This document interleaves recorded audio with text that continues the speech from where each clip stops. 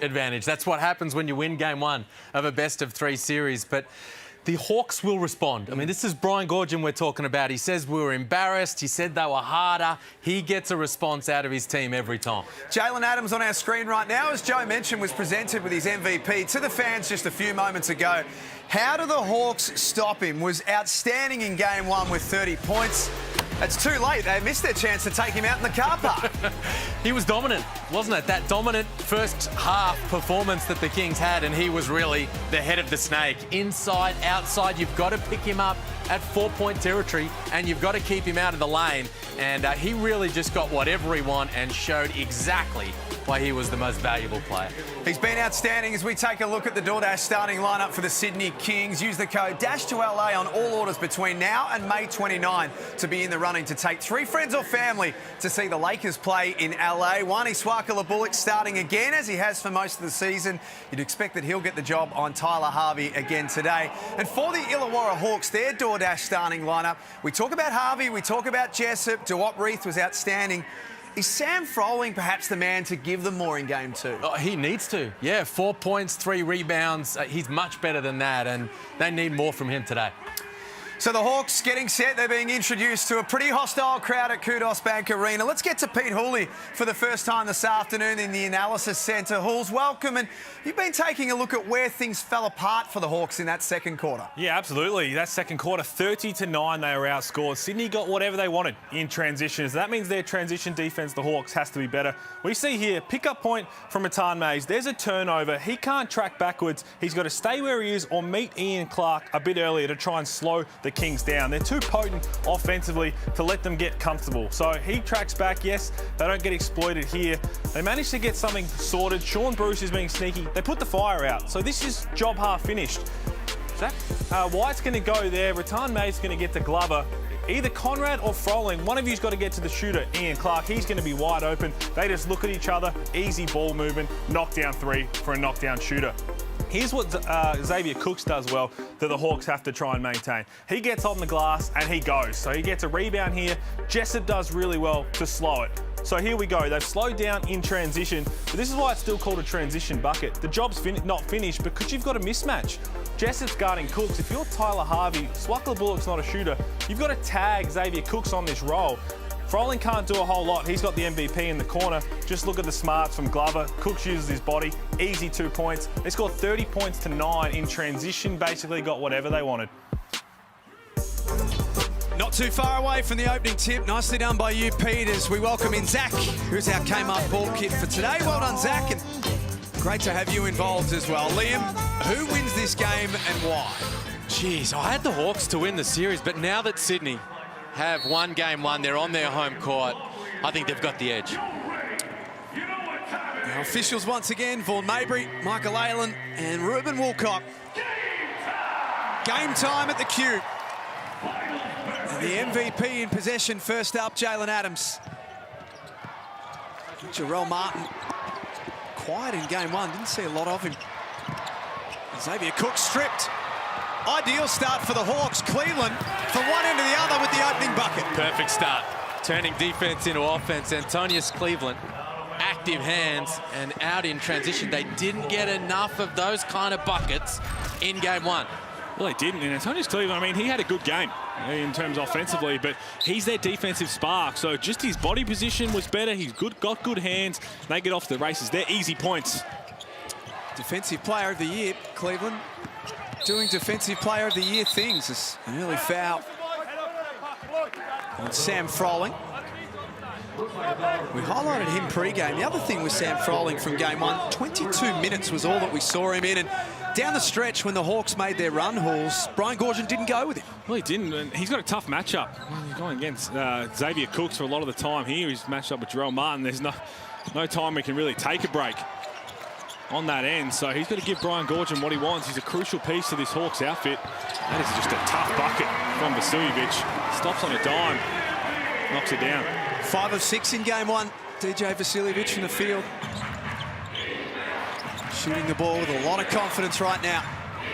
Jessup, another that they need to get going early. It's a good look first up. Go, Kings, go. Go, Kings, go. Here's Xavier Cooks All-NBL second team. Many thought that perhaps he was unlucky not to be All-NBL first team. Vasiljevic, clock down to 7 with a hand in the face. Loose ball falls back out to the Hawks. DJ will go again. Short again.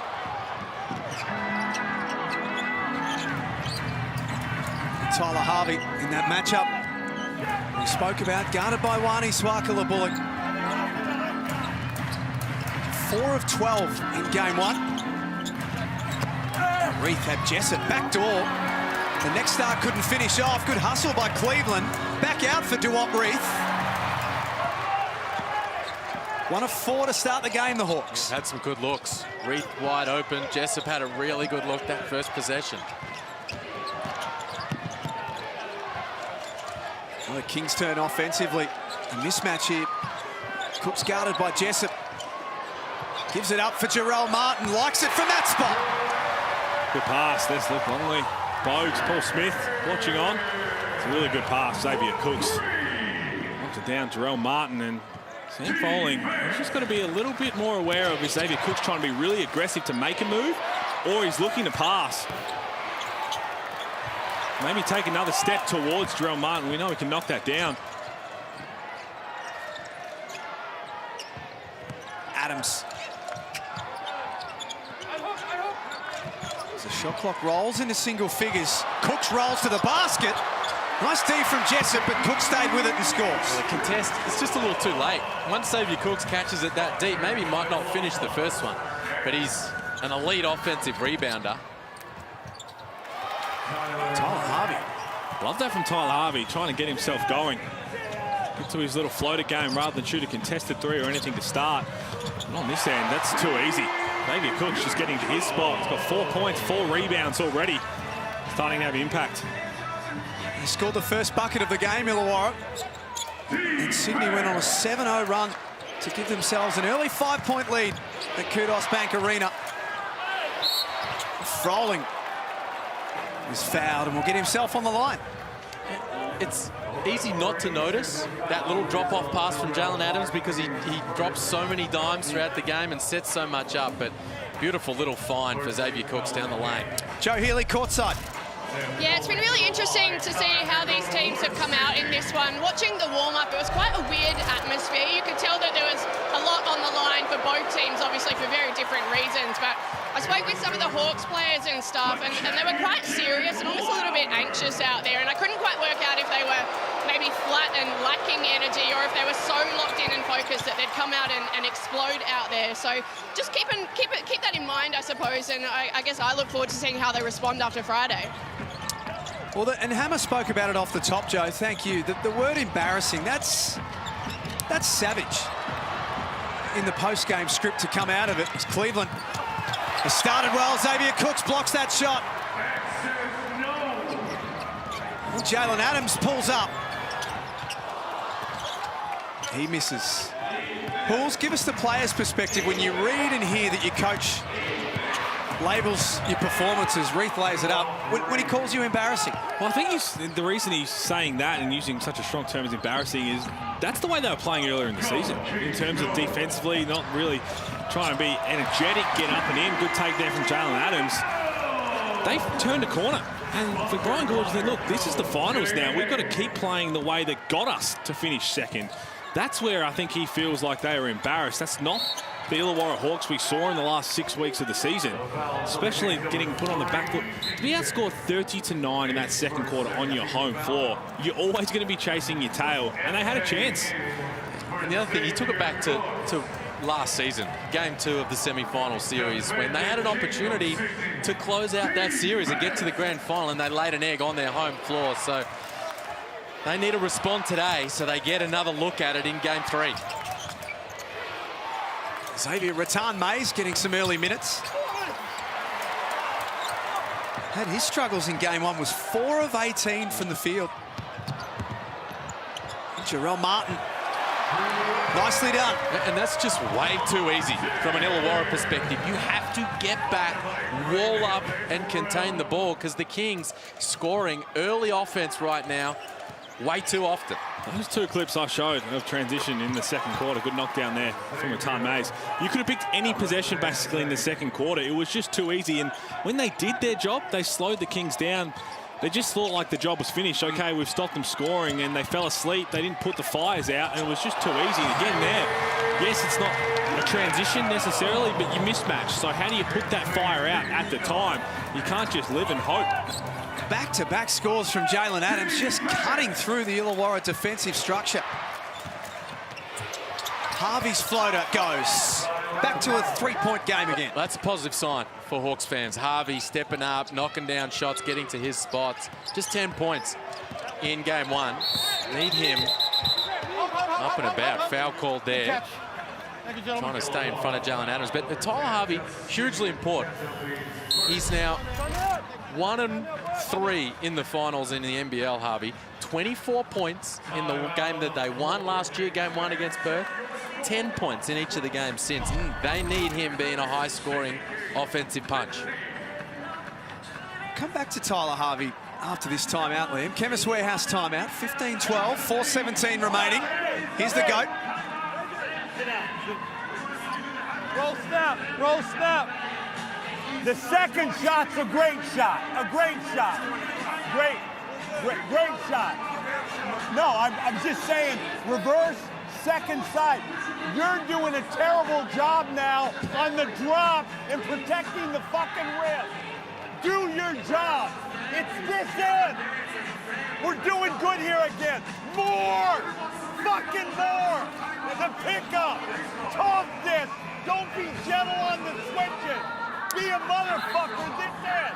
Come on now. All right, congratulations, you and me. You're on Timeout now, shot. I need that here by Kings. 15-12, 4:17 remaining in the opening quarter. Brian Gorzin not sparing anyone, Hammer. No, he wasn't, and he's going to be emotional, giving up 15 points, and they're coming really easy at the moment. But for me, the X factor in this game is Jessup. We saw him last week in the final regular season game. He had 15 points in the first quarter. The first game on Friday, he went 1 from 4 from 3. The Kings locked him up. He needs to find a way to break loose to help the Hawks get some points. Martin steps out. That one jumps out. Well, that could have been a quick timeout again. Ryan Gorzin tried to call a timeout on Tyler Harvey's floater. He was screaming for it, didn't get it in time, and he's right. The defensive end is where this game is going to be taking control of. They have to help each other out.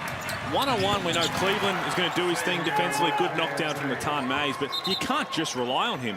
So many times, if they miss a shot or they turn it over, they're mismatched, as we keep highlighting. So who's going to help out the bigs if they're switched on to Jalen Adams? Who's going to help out to the guards if they've got Xavier Cooks in the block? Well, what Gorzin was pointing the finger at Sam Froling, saying it's not, once you switch there, it's not our job to help you here. It's your job to sit down and stay in front of the ball. Nice hands from Harvey. Foiled that pass coming in for Maker. Ratan Mays in that mid-range game, played for a foul and didn't get it. Now Adams is fouled by Froling, who did well to do that the right way, Harry Froling. That's exactly how you're supposed to do it. Get in there with the inside shoulder. If anything, you're just trying to have a swipe at the ball, but tried to draw the foul here. Ratan Mays, see how far forward he jumped, and right here, that's exactly how you do it. Just looked like you're trying to go for the ball. At no point did he think he was going to steal that from Jalen Adams. But just try and slow it down and do it the right way. Shot, come on. Back to a one-point game. So it's back to Tyler Harvey from earlier, Liam. To borrow a term from, we're just going to take a look at an upgrade here as well. To borrow a term from Drewy and Corey, you always talk about the green light team. Do they need to give Tyler Harvey, does he need to just have the green light, particularly in this first half, just to try and get himself into the game? Oh, he's always got the green light, I think. I mean, he's their main guy at the offensive end. Second in scoring last year. It's been an up and down ride, but he put 35 on this team a couple of weeks ago, and they need him in an aggressive state of mind. I'm having a look at a potential upgrade here. I tell you what, if it gets upgraded, then I'm out. I'm out. I thought he did that exceptionally well. The way he didn't try to hug him and was just trying to get a swipe at the ball. You can't leave. We've been on air for 18 minutes. Well, I thought he did. We talk a lot about it. When it's a big game. He was next to him. You won't be put an invoice for an 18-minute job. And he was trying to get his shoulder in there, trying to have a swipe at the ball. I think he knew he wasn't going to get it. So there we go. So, Normal foul. fellas, stay put. Good. It's exactly cut and copy that to show everybody how you're trying to slow someone down in transition if you're not in front. That was exceptionally well done. 3:27 left in the opening quarter. Ian Clark into the game for the first time. Cooks out for Maker. Growing in stature every time we see him. He really is. And that's what makes him so tough. You do slide across to help out on Xavier Cooks. Terrific decision as the roll man Cooks finding Maker on the arc. 36% three-point shooter across the season, Maker. Wrote about him last week, saying that he's a guy now that Chase Buford is going to trust in the finals. And just look at this. Nice little pick and roll and sets his feet. That's money from Maker. And again, injuries or whatever happened throughout the season gave him an opportunity once he got back healthy. And now Chase Buford trusts him to deliver. We talk about the response that the Hawks need, though. Xavier Rattan-Mays there stunts at Maker to stay at home on Adams. You need to go. You need to go and have the trust that Antonius Cleveland is going to rotate across. Just make them make an extra pass and then another extra pass at the defensive end. Tyler Harvey has 6 points, 2 of 2 from the field. Hawks leading scorer and leading scorer in the game so far. Adams, the MVP, has 4. Clark lost it. Swift from Antonius Cleveland. And the Hawks playing to tie it up or take the lead. Froling, little drop off for Cleveland. Swatted. And then Xavier Cooks lost the ball and it touched the line. Well, elite defensive players making elite defensive plays. Antonius Cleveland, the steal down one end, and then Xavier Cooks.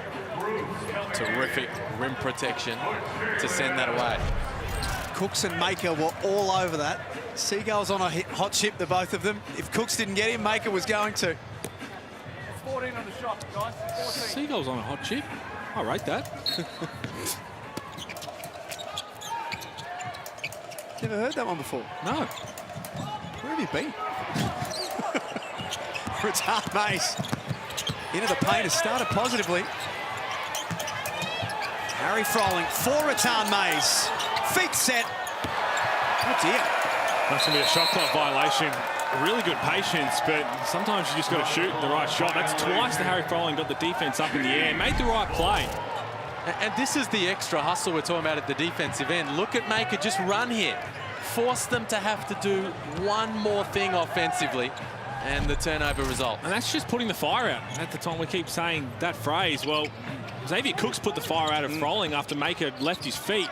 He just said, look, I'm going to put this one out. Someone else will have my back, and they did that. Glover, top of the key. Good look. Maker active on the offensive glass. Some important first quarter minutes from the cool Maker, the next up. Impressive. Just coming out and having an impact. On the awards night, you spoke to Stephen Hoare and said, as a sixth man, what's your mentality? And he says, you've got to come out and have an impact. Well, find a way to do that. So defensively, scrambling, getting on the offensive glass. Good start from Makua Maker. Kings by 2. Cleveland all up and in on Ian Clark, who was very good in game 1, had 16 points. He's not getting the same daylight so far tonight. That was better from the Illawarra Hawks. Everybody staying attached, moving their feet. Duel breathe. Kept shuffling his feet to stay in front of Sean Bruce, make that a tough look. Opening quarter in this one. Last night, the Tasmania Jack Jumpers winners against Melbourne United. Tickets go on sale at 5 o'clock today for tomorrow night's game. So you've got to be quick. General public tickets they are. Huge game. Tomorrow night, we're back for game 3.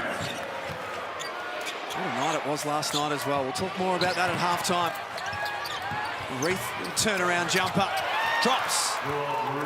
He's coming off a really good game, game 1. Do what, breathe. 4 points already, and Tim Conrad checking into the game, Mr. 350. Athletic from Xavier Cooks. Illawarra tried for the quick score. It didn't come off. Sydney pushed forward. Bruce to the rack, helped in by Cooks. He's everywhere. Xavier Cooks since the first couple of minutes of this game. 6 points, 4 rebounds in the opening quarter. He's had a double-double in all 5 games against the Hawks this season. 2 blocks as well. The Kings have scored the last 4. That's where the lead sits right now. Return Mays. Excellent. Much needed bucket just to stop the momentum from the home team. 6 points for the Canadian. Cook's guarded by Conrad. Gave it up, and Cleveland was there waiting for the pass coming in. Jessup might have had a foot on the line. It doesn't matter. It's in the bottom of the net regardless. Well, normally you try and wait for the last shot, but Steve Jessup doesn't need much daylight. Hopefully that can get him going for the Illawarra Hawks. Last play of this opening quarter. Clark was stripped, got it back. Doesn't drop. Illawarra ticked the first box, and that is to lead at quarter time. 23-22 at Kudos Bank Arena. Game 2 in the semi-final series. You're watching the Hungry Jacks NBL.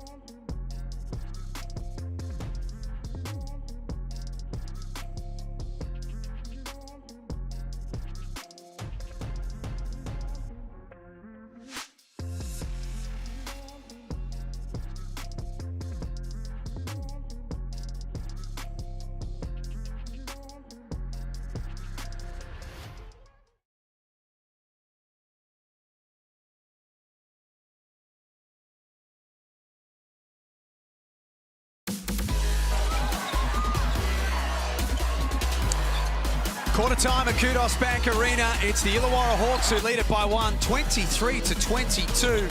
But Xavier Cooks putting on a show. 8 points, 5 rebounds, 2 blocks in the opening quarter. He's been outstanding. Well, X marked the spot in that opening term. He was absolutely everywhere. The versatile forward for the Kings, but the Hawks, they've got their nose in front. Really good response from Illawarra in those last few possessions, because things were starting to go the other way. And the Kings, the best first quarter team in the competition across the season. And the Hawks won that opening quarter. Harvey knocks it down. Big knockdown. Start this second quarter. Good awareness as well to realise that Jalen Adams had left his feet. Quick little 1-2 with Sam Froling. Knocked it down. Talk about Cooks having a big imprint in the first quarter. Tony's Cleveland had 4 steals. Harvey almost came up with one for himself. Cool hand of the MVP. He's just got such great touch in there. Jalen Adams can score on you in so many ways, but his touch in that short range area is elite. If the Kings can get the job done today, they'll qualify for their 7th grand final series. Jessup misses, rebound Cooks. Winners in 03, 04 and 05. As they give that one up. Down to Joe, courtside. Yeah, thanks. Just listening to the Hawks there at quarter time. They are very conscious of the impact that Xavier Cooks is having. Offensively, making those second efforts. He's got 4 O boards at the moment, but defensively as well, he's really locking up the paint. Gorge wants more ball movement in offense, reversing the ball where they need to, and wants to isolate his shooters and keep getting them involved. Thank you, Joe. Tyler Harvey having the better of this matchup with Swakala Bullock. That time, Illawarra get it back. Reith, such a beautiful shooter for a man of that size. Well, they get a long bounce on the offensive rebound, but you see Xavier Cooks is in there. Adams stepping back. That jumps out. Last touch by Jessup. This Kings coach Chase Buford, third in the Coach of the Year voting, behind Scott Roth of the Jack Jumpers and Dean Vickerman of Melbourne United. His first season in charge, he's done an outstanding job. No, he really has. To ride the bumps of the early season troubles, and 13 wins in a row, 10 in a row on the road. Vasiljevic scores. I guess we shouldn't forget too, Liam, with this team that they lost Jordan Hunter before the start of the season. RJ Hunter, one of their imports, was injured, so they had to go through that. It hasn't been an easy ride for them. No, they've had some things to deal with, and 3 and 6. They're on a bit of a slide there early doors, having trouble closing out games. They had to kind of get over those speed bumps along the way, and guys have stepped up. Certainly Ian Clark's been a terrific signing, replacing RJ Hunter, but also McCall Maker. The impact he's had as part of that front line has been huge. He missed a huge chunk of the season after the Kings started to get things rolling, as Jessup knocks down another from outside. Hawks starting to roll a little bit here on the offensive end, and if you're the Illawarra Hawks, this is a big opportunity right now. Xavier Cooks having a quick spell. What can they do on this end to really try and slow him down? That'll help. Well, you're going to have to try and stop that man now. He's starting to feel it. 9 points. Equal leading scorer in the game with Tyler Harvey.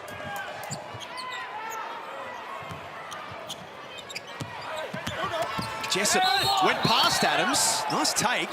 I think they've been counting that as a foul with a goaltend, so chance here for a three-point play. And that's big for the Hawks. Justinian Jessup feeling good, aggressive, letting it fly from range, attacking that inside foot of the defender. Hammer pointed it out early. It's a real X factor for the Hawks. Need him to be a productive scorer. So to hit a couple of triples early, you've got he and Harvey combined for 1 made 3 in game 1. Nowhere near enough. So they've already got 3. He's off to the free throw line, and he's looking at becoming the first player in a double figures. Well, the teams played each other in round 20 and round 21, Pete.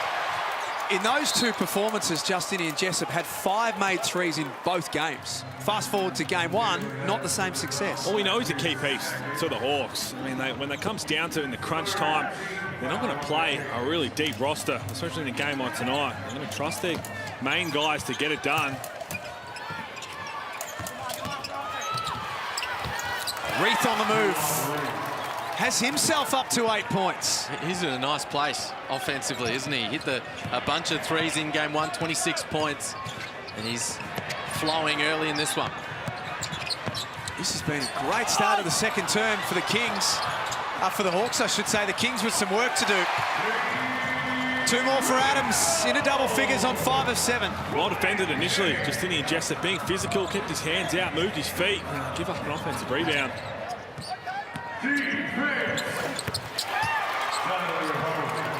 He's in a groove right now too, Tyler Harvey. He's 4 of 5 into double figures, 11 points. Adams and Harvey just going blow for blow at the moment. Here he is again, the MVP. High arcing runner over the top of Froling. There's no stopping him. Jessup out for Reith. It's good. Tough to guard. Duel breathe, pick and pop.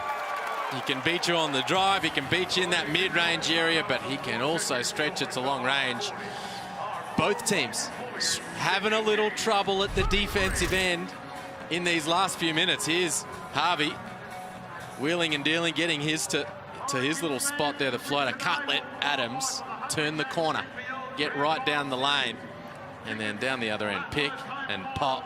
That's a bucket for Duop Reith. 5 of 6 shooting for Duop Reith.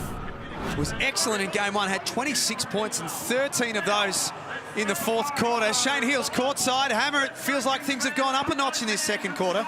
Yeah, certainly has. And you're going to hear Brian Goorjian, he bangs on about the defensive end because that's what wins championships. But for me, they have to make shots, the Illawarra Hawks, and they're doing that. On Friday night, they only scored 9 points in the second quarter. They've got 17 already in 3 minutes and 44 seconds of this second quarter. Their guys are being positive for the offensive end. He wants ball movement. They have to play with confidence. They're going to have to continue to make buckets if they're going to pull this off. Well, he's spot on, Hammy. Talking about that second quarter, and a lot of people think, okay, the easy points in transition from the Kings coming from turnovers, but it's missed shots. If you take a contested shot and you let a guy like Xavier Cooks get the rebound, they're off to the races. So the more shots you keep missing, if they're heavily contested or not great looks, you give the chance for the Kings to push, and they love getting out on the break. They spread the floor. They've got shooters everywhere. And you got Maker in the game. He can knock down a trail 3 as well. So that's one way to, if your transition defense is struggling for a little bit, put the ball in the basket and they don't even have to worry about it. Illawarra having a very good second quarter. It was Sydney that did the damage in game 1 with a 30-9 second term, but it's the Hawks winning it here, and Duop Reith, big block.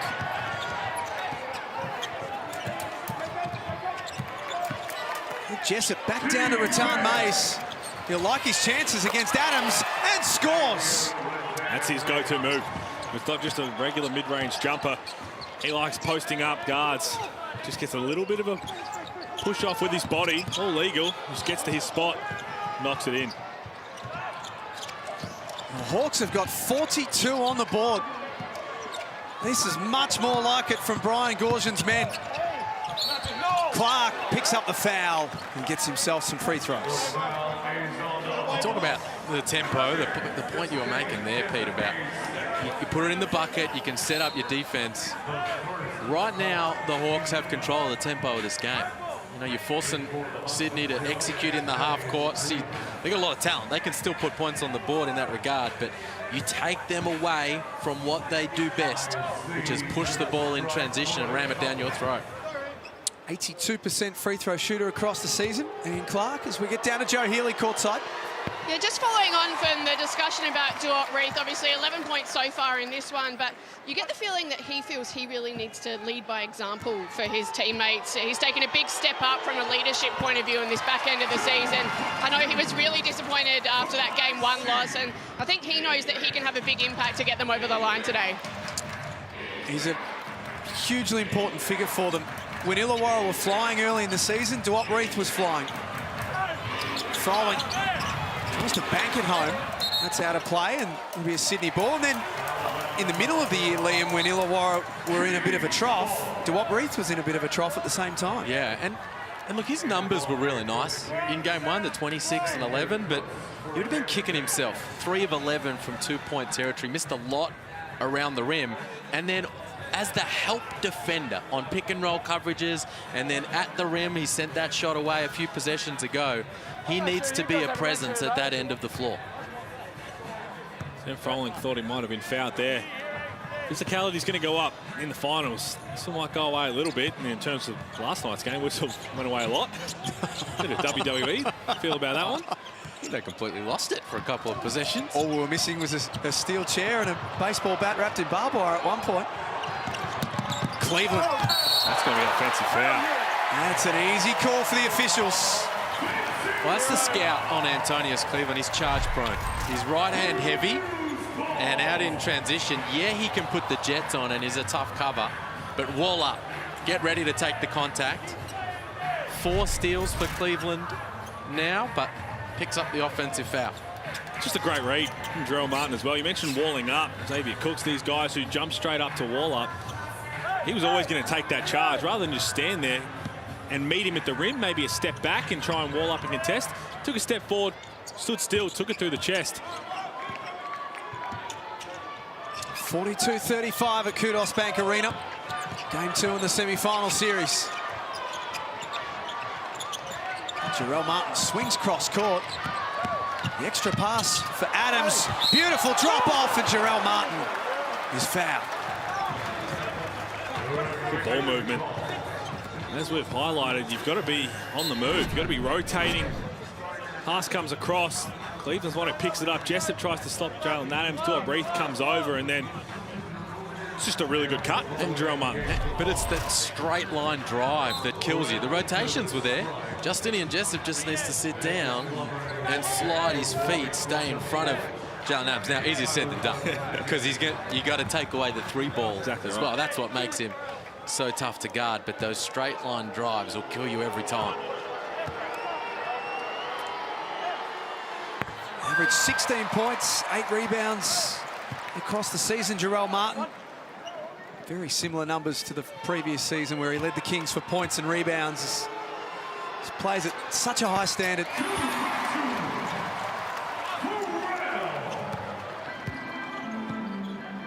(42-37). The Hawks leading this second quarter at the moment.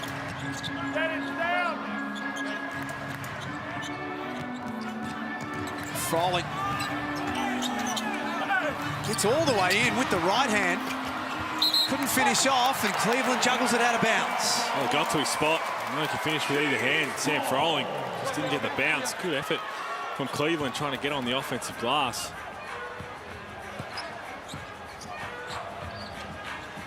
Kings lead the rebound count, 12-8 at this stage. The number 2 in the competition across the season in that stat. Cooks and Martin, a big part of it. Swift hands from Harvey. Pick the pocket of Xavier Cooks.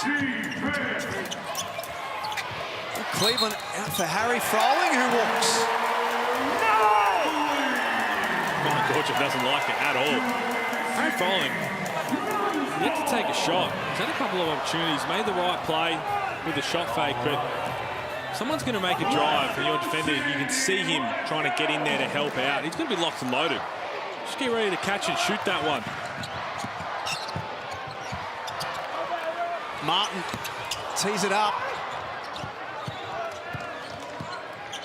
It's 2 of 5 for the afternoon. Harvey at the other end is fouled. Adams got a piece of it, and that will be Jalen Adams' 3rd. That's big. It was there too. Little overzealous. That Harvey loves that step back to the right. You're not expecting it because he's left-handed, but in transition he's got a license right here. Step back, pull up, contact on the arm. He's going to the stripe for 3, and Adams will need to take a seat. So you'd think that'll be the first half done for Jalen Adams. He goes to the very end of the Sydney bench.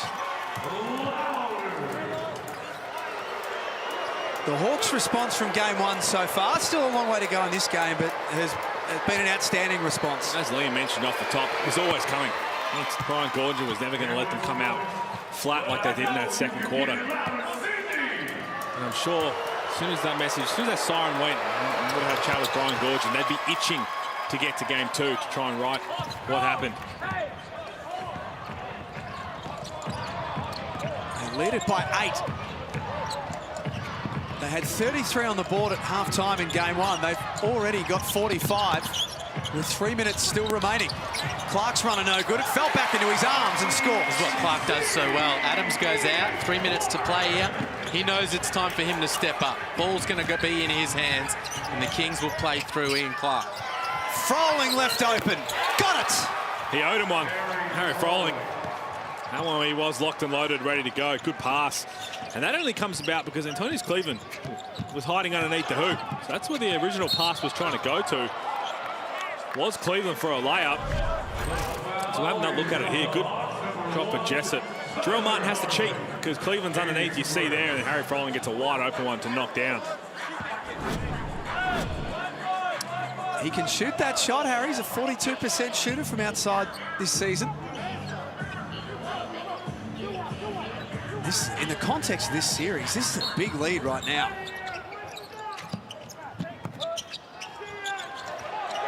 Martin has to try and get it in. Sloppy from the Kings. Harvey for Jessup in the corner. Not that time, and it might have caught a Sydney fingertip on the way out. Their energy is up.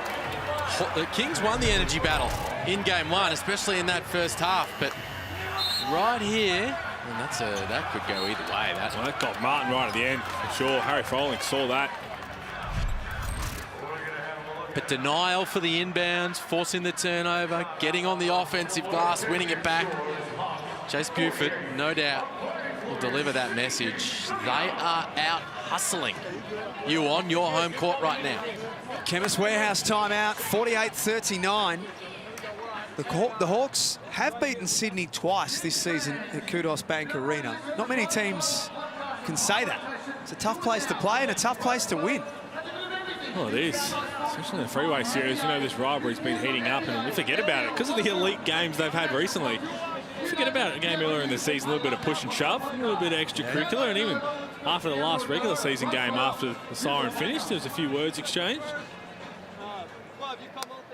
And the cool thing is, we're seeing these guys go at it in the finals. It's been too long since Sydney and Illawarra have showed down. Since 2005, the Grand Final Series, this is one of the best rivalries in the league. And so, as part of that, you need those finals matchups to really dive deeper into it, and we're getting it right now. Well, it's back-to-back years we've had a rivalry series in the semi-finals on this floor. Yes, it's true. Yes. Last year we had the throwdown, yep. Kudos Bank Arena, due to the COVID implications. Now this is delivering in 2.5 minutes to go. Hawks should see a big opportunity here. No Jalen Adams, he's not coming back in, you wouldn't think, with those 3 personals.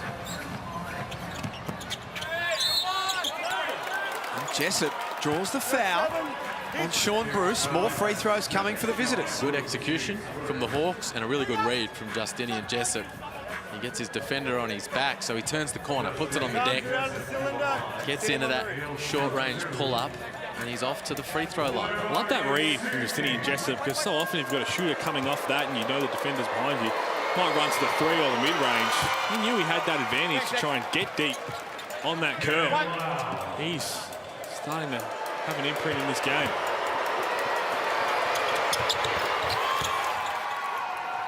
He goes 2 from 2, the Colorado native. Has 10 points himself. Now 3 players for the Hawks in double figures. Harvey with 14, Reith with 11. And now Jessup with 10. And a steal. Layup for Tyler Harvey. The Hawks are dominating this second quarter. And he's making great reads at the defensive end, Harvey. That's the 3rd time he's been able to come across. First one, they weren't able to collect it, but 2 in a row now he's taken away. And that's an easy finish in transition. Kings up, the Hawks up, sorry. 13 now.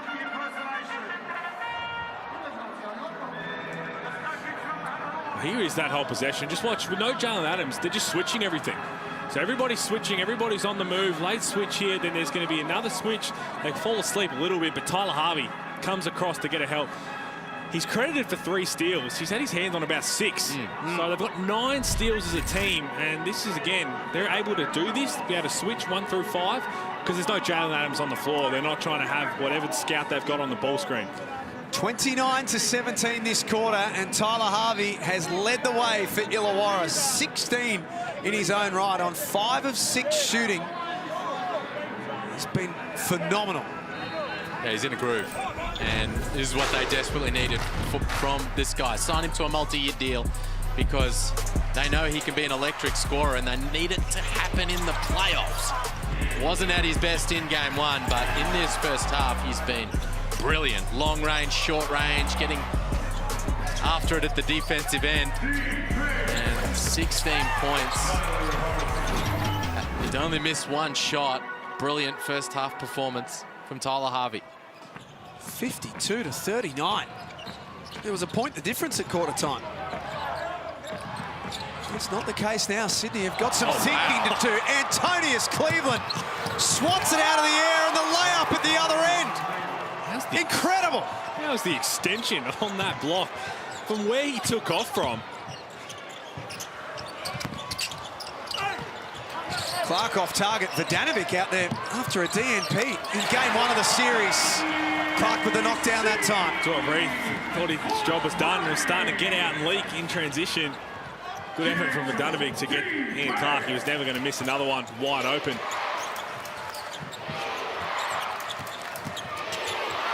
Jessup gets to the elbow. Long that time. Angus Glover, his pass almost deflected. Relocates into the corner. And there's Vodanovic with the offensive rebound and was fouled over the back by Harvey. Let's have another look at this from Antonius Cleveland, where he takes off from to get to that block. It's go-go gadget, extender arm. Video game sort of stuff. He's an incredible athlete. Most versatile defender in the league for me.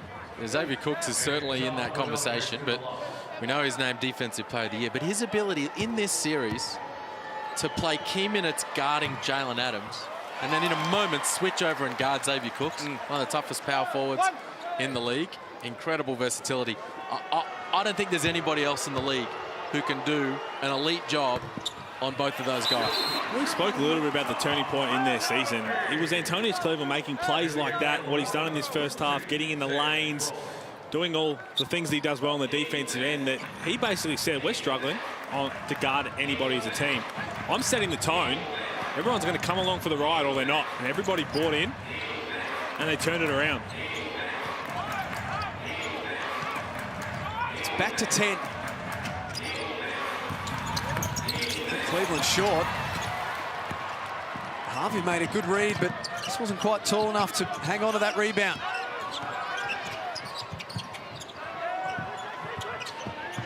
And they play through Ian Clark once more. Shot clock down to 9. Creates his own look. That one drops out. Rebound by Cleveland, who's got 5 of them in this first half. Into the corner for Conrad in game 350. That misses, but the Hawks get another chance. 5 on the clock. Cleveland into the lane, denied. Nice D from Cooks. Ball in the hands of the right man, Clark. That drops out. It was Sydney's second quarter in game 1 that set up the result. Is the second quarter for the Illawarra Hawks here the move that sets the game up? They lead it by 10 at Kudos Bank Arena. Big performance in that term. It's win or go home time for the Illawarra Hawks, and they really responded in that second term, and they're out by double digits. Brian Gorshin would be happy with what he's seeing from his men. Let's get to Hammer. Well, got Jalen Adams here. Everyone knew the Hawks were going to come out hard in this game, but 54 points is just too many. Yeah, way too many. I think we gave too many easy looks. Had a couple silly fouls, a couple offensive rebounds, so we got a lot to clean up in the second half. You sat a little bit with 3 fouls in that second quarter, but you just get that feeling that you got your groove going and ready for a little something special for this crowd in the second half. Yeah, I hope so, man. It's a great crowd, so we want to put on a show for them. We're going to pick up the energy in the second half, and hopefully we can pull it out. Good luck in the second half, mate. I've got Tyler Harvey with me. Tyler, a massive second quarter for you guys. How important was that after game 1? Very important. We had to come out assertive.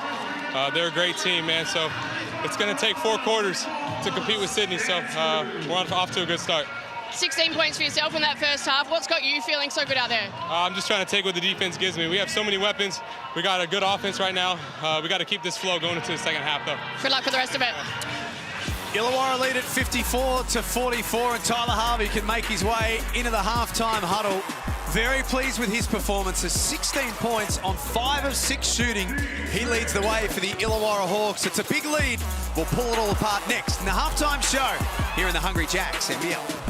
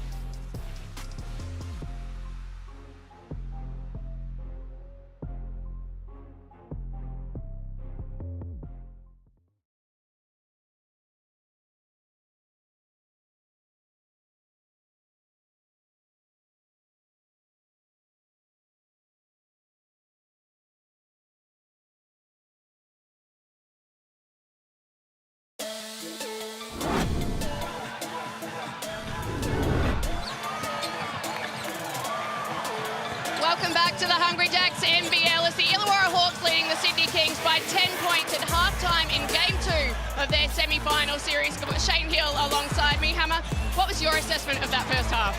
Well, we knew the Illawarra Hawks were going to fight back. Brian Corgin calls his team embarrassing. You know it's going to hit your pride. And they did that at the defensive end. Even though they scored points, for me, it was Harvey and Cleveland. 7 steals combined in that first half. Only 1 in total for the Sydney Kings. So they were aggressive at the defensive end, and then that translated into easy points. They shared it. You kept hearing Gorge about moving the ball from side to side. They did that. They've been unselfish. They're playing great basketball.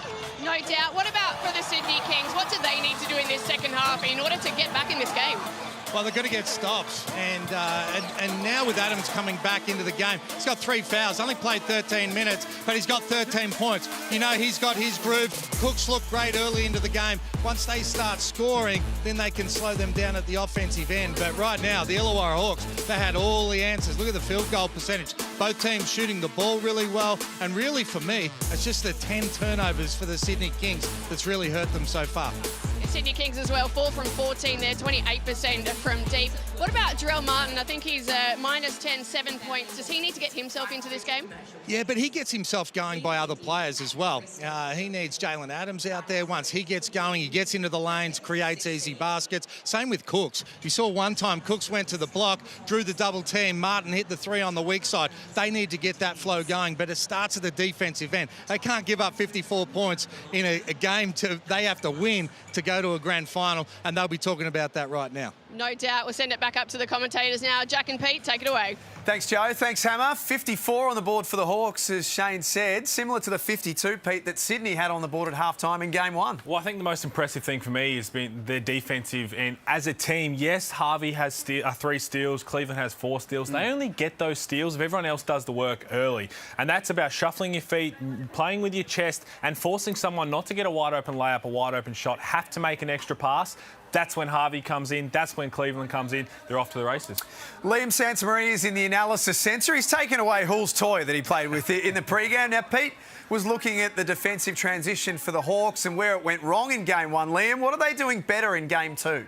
Well, both of these teams are transition teams, and it all starts at the defensive end. And as we were talking about right there, it starts with the fundamentals, the steals, the blocks, they're nice. But can you sit down and stay in front of the ball? And to be honest, the Hawks had some trouble with that at the start of the game. They're doing some switching. So Sam Froling here, his job is to slide across and stay in front of the ball. If you give up straight line drives for Jalen Adams, you're going to be in all kinds of trouble, and he's going to get to the rim and make plays. And they had some trouble with this to begin the game. Here you see double drag screens, so the switch comes, and the job again here, Sam Froling, you got to square up and take this away, and you can't just let him take a moment, put it on the deck, and then put the Jets on and get right to the rim. So that's a key element of guarding Jalen Adams and all of these Sydney Kings. And then even when he's off, guys like Xavier Cooks,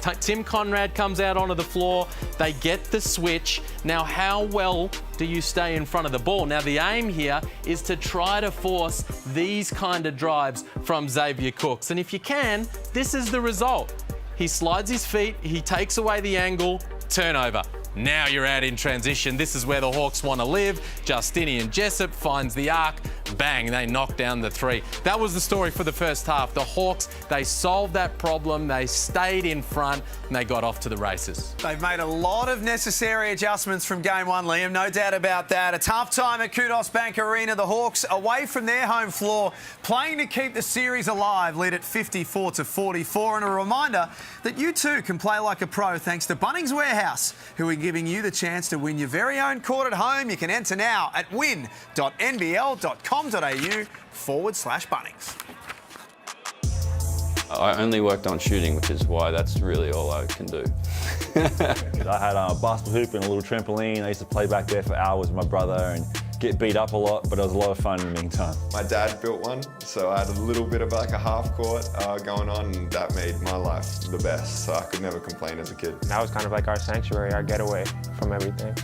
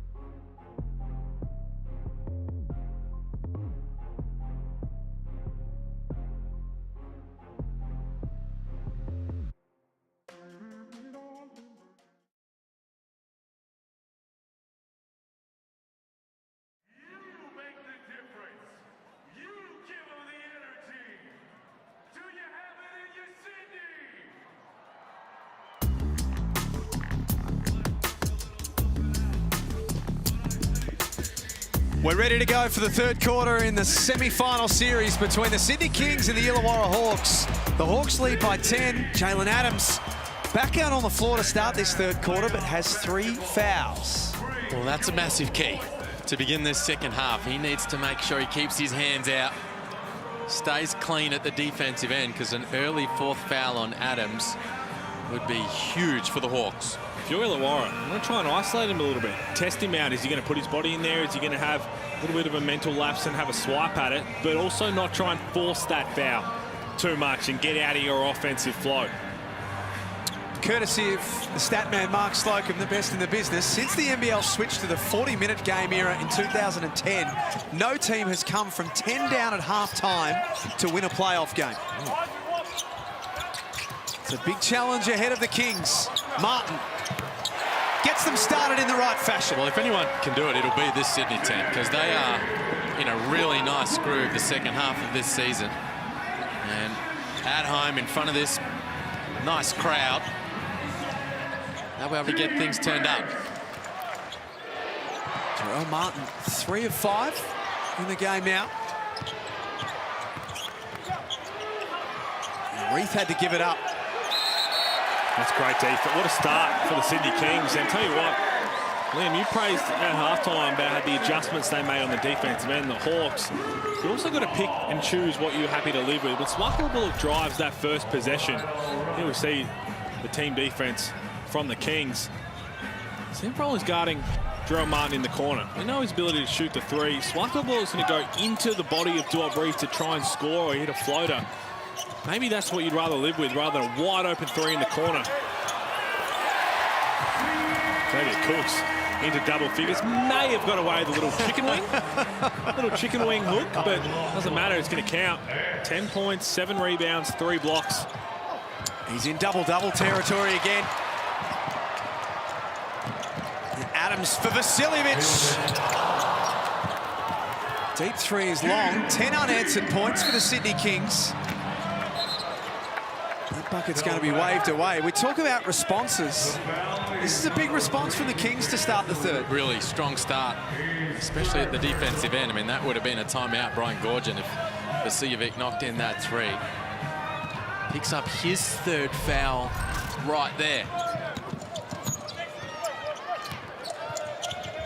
Harvey's pass, telegraph.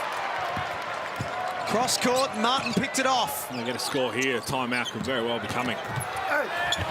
Martin with the left hand. On cue, here it comes. Brian Gorgon, not happy at all. Just too easy. Straight line drives, careless turnovers, cross-court passes. 12 unanswered points in the game. And a 10-point halftime deficit in the space of less than 2 minutes is back to 3. And this is what they did at the start of the second quarter in game 1. Just dominated both ends of the floor. There's the steal. And then down the other end, Sam Froling again. You've got to slide your feet and take away that straight line drive. Overpowered him in the end. Finished over the top. 3-point game. You know his ability to shoot Jerome Martin, but he's also going to close out high side. You've got to send him towards the baseline. That's where the help's going to be. That's where Duel-Breath is going to have his body in position to help. And we're getting a bit of a stare here from Brian Gorgon to start this timeout.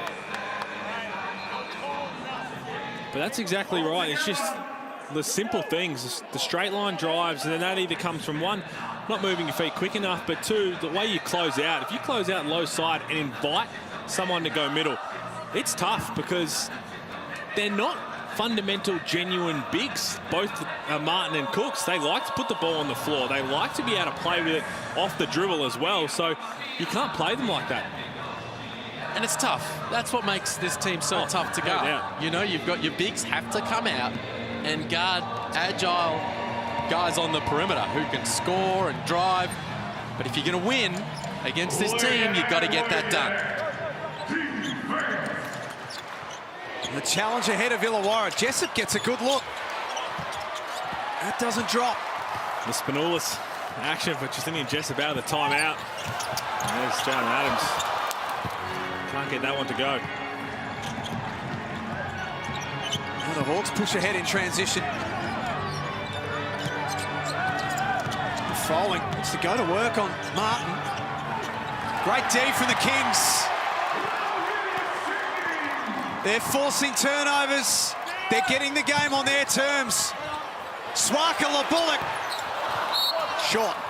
Well, good job defensively there from the Hawks. Defensive transition, walling up, taking away the drive there for Xavier Cooks. And what Pete said before about picking your poison. And if you're the Illawarra Hawks, look at everyone being stagnant right here. Sam Froling has the ball. He's just trying to make a one-on-one move. No one moves, no one screens, no one does anything. You try and get it to Tyler Harvey. Xavier Cooks is going to eat that up. There's just too much. Everybody standing still watching one guy. They do have a tendency, Illawarra, to have these little periods in games, Liam, where they just switch off ever so slightly. That'll be good for them. Stabilising bucket. Running some action here for Jessup. Their favourite action, thumbs or thumbs up. He's going to work. Jessup has 12 points. Vasilivic wanted a foul, nothing doing. There's Harvey pulling up for 3. 5 points in 60 seconds for the Hawks. And how quickly it turns. Again, that's one way you can try and combat the Kings. The Kings like to run it down your throat one way. If they get a miss, just push in transition, get your shooters to spot up. Jalen Adams doing Jalen Adams things. He just said he's too small. I can shoot over the top of Tyler Harvey and get to my spot. Do we have a height measurement on Jalen Adams? 6 foot. Tyler Harvey's 6'4". That's just for reference. That's a good knockdown from Duel. 6 foot might be a bit generous. Thanks. With the high heels on, perhaps. Reith continues to knock it down. 2 of 3 from long range. He's got 14.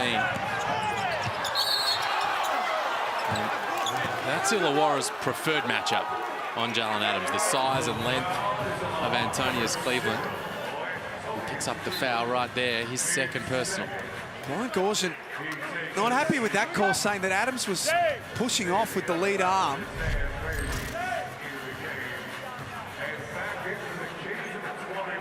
What do we think? Well, he's got the challenge.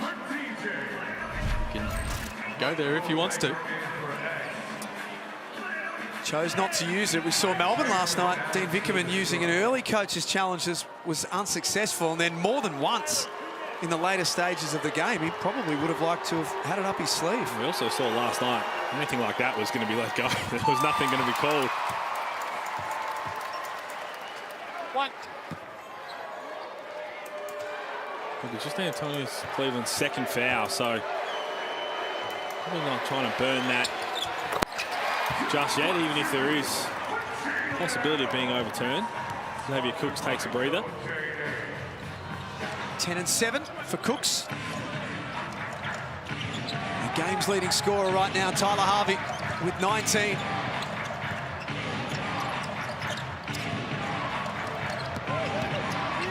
Kicks out for DeWalt Reith. Nice closeout from Swakala Bullock. Forces a tough look. DeWalt Reith answers. That's a big hit. Tough look late in the shot clock. 3 of 4 from outside for the big man. On the back of 5 made threes in game 1. Oh. Jalen Adams, bang! Oh my. Well, big time players trading big time shots. The MVP with the response down this end. Here's Reith. Take away the look. Initially Swakala Bullock, but still was able to get it off. Maybe he got away with a little travel. Did he want a couple of times? And then down the other end, Jalen Adams with the response. And this is the issue right now when you take Antonius Cleveland off the floor. He can get that off against either of those guys, Ratan Mays or Tyler Harvey, and his eyes light up when he sees those defenders, Antonius Cleveland, back in the game. Did you see where they switched and Tyler Harvey tried to catch Jalen Adams as he was trying to put the ball on the floor? It's different. You've got to take a step forward and try and stop him at the level so that he either gets rid of the ball or doesn't get momentum. Cleveland can afford to catch him a little bit because of his length and athleticism to contest a shot late. Reith, the man with the hot hand. That was a good look as well. McCool Maker back into the game. On the defensive glass. Glover out for Martin. Yes! Great offense from the Kings. Simple offense. This is what they do. Penetrate and pitch. Glover finds Martin on the arc. It's back to 3. The Kings have scored the last 7. All about runs in this third quarter. The double comes for Reith. Nice trap from Sydney, and they force a jump ball.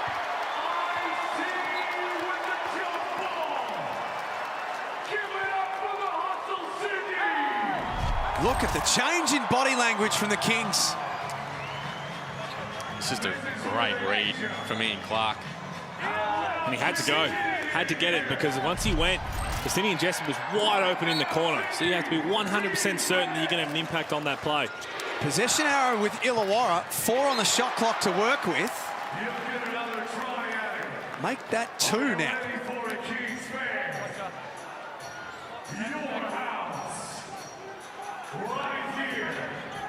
Now they'll need to be creative. Officials might just have a quick look at the clock. They're going to wind it back to 3.7. Which will help the Hawks a little bit. Rattan Mays off the inbound. Rebound by Martin. Sydney within 3. Martin lost it, got it back. And 1. On the foul line to tie it up at 65. Well, this place is up and about. Kudos Bank Arena. Sam Froling does his job. Came across, met him outside the charge circle, fell back in his lap, and then gets the and one opportunity. Those are 50-50 plays. When you're playing on the road in a do-or-die game, got to snatch that ball. 10 down at the half. 1 down now. Shane Heal courtside. Guys, the intensity from the crowd down here in this second half, you can hear it. It's as good as I've ever heard at Kudos Bank Arena. The fans are engaged, and rightly so. Both teams have brought the defensive effort in this second half, but it's the offense. The guys are standing up, Harvey and Adams, and now they're just making things happen, and that's what the good teams do, pull it out when there's nothing there. Well, there's the quarter-by-quarter breakdowns, Hammer. 22-11 in this second quarter for the home team. Rattan Mays from the elbow, misses. Well, season on the line stuff here for the Hawks. Can you halt the momentum? They couldn't do it in the first half in game 1, and the game got away from them. They did it early in this. They were in trouble in the first 5 or 6 minutes, but they turned things around.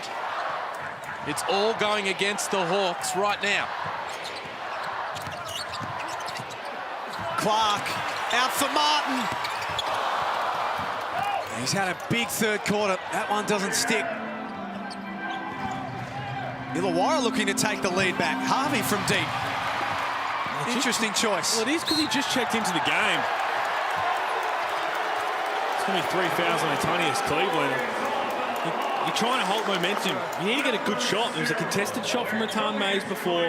Had the substitution. Tyler Harvey just walks into a really deep 3. Look, if it goes in, you're happy with it, but 18 seconds left on the shot clock from the Kmart logo when you're trying to stop momentum from the team in front of their own fans with as much offensive firepower that they have. 3 for Cleveland, 3 for Harvey. For the Hawks, Jalen Adams, DJ Vasiljevic have 3. It is going up. Long ball. Loose ball falls to Glover. He misses from underneath. And the Kings still lead it by 1. High stakes game 2 semi-final.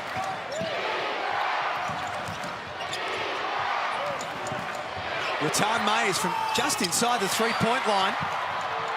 Good effort from Sam Froling. Got it back for Rattan Mays. Good look for Harvey. Another offensive rebound for Illawarra. Rattan Mays falling away. Doesn't get it to drop. Froling comes up with it. Oh, that's a big play from Sam Froling. Just making something out of nothing on the offensive glass, because the Hawks, they're just hoisting jumpers right now. Their season turned around mid-year when they started getting aggressive to the rim. all of a sudden they weren't the worst team at getting to the free throw line. They had good balance to their offense. And they don't have that right now. This helpful from Sam Froling. 63% from the free throw line this season.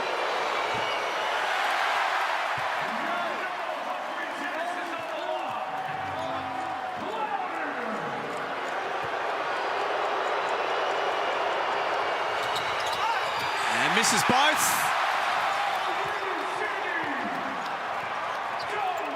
Kings fans love it.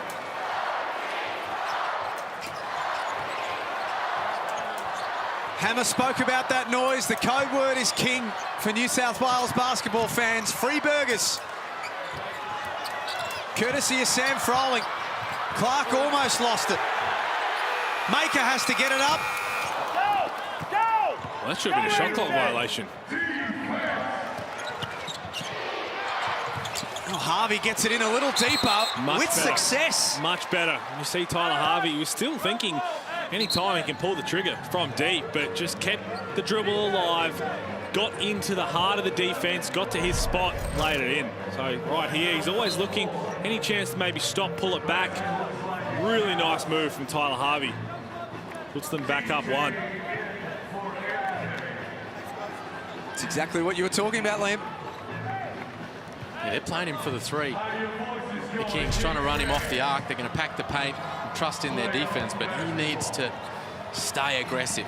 Justinian Jessup the same. Antonius Cleveland put some heat on the rim. Illawarra get that lead back. Vasiljevic misses. Cooks misses the tip in as well.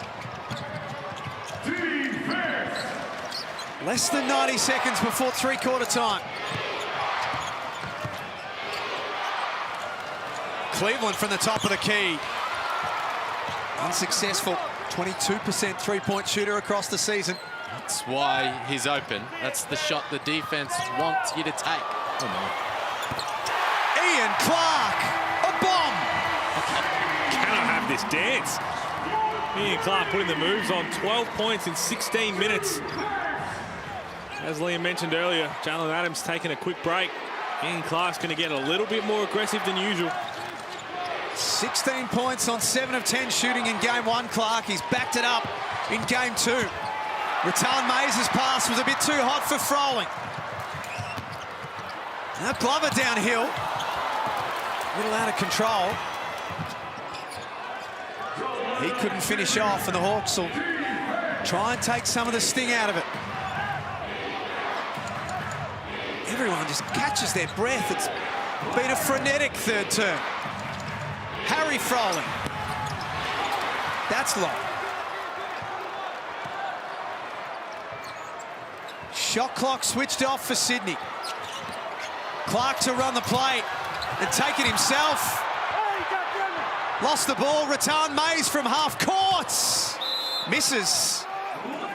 The Froling bucket's waved away, and we are set for a huge finish. The Kings win. They're into the grand final series. The Hawks win, and we're back for game 3 on Tuesday. Stick around for the fourth quarter here in the Hungry Jacks NBL.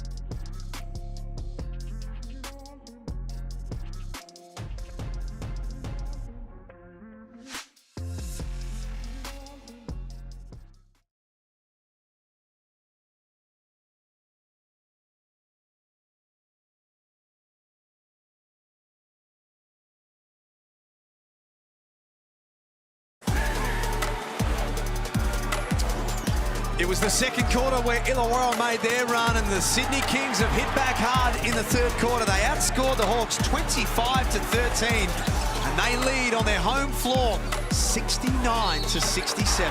Well, shot selection was a big factor in that third quarter, just teeing up from outside, a lot of them contested. It's also the time and place, time to score situation. Trying to steady it down a little bit. How do you get a really good look? You've got to try and slow momentum down. It's hard to do it against a Kings outfit that loves to play like this. When they're running and gunning, getting it up, good things happen.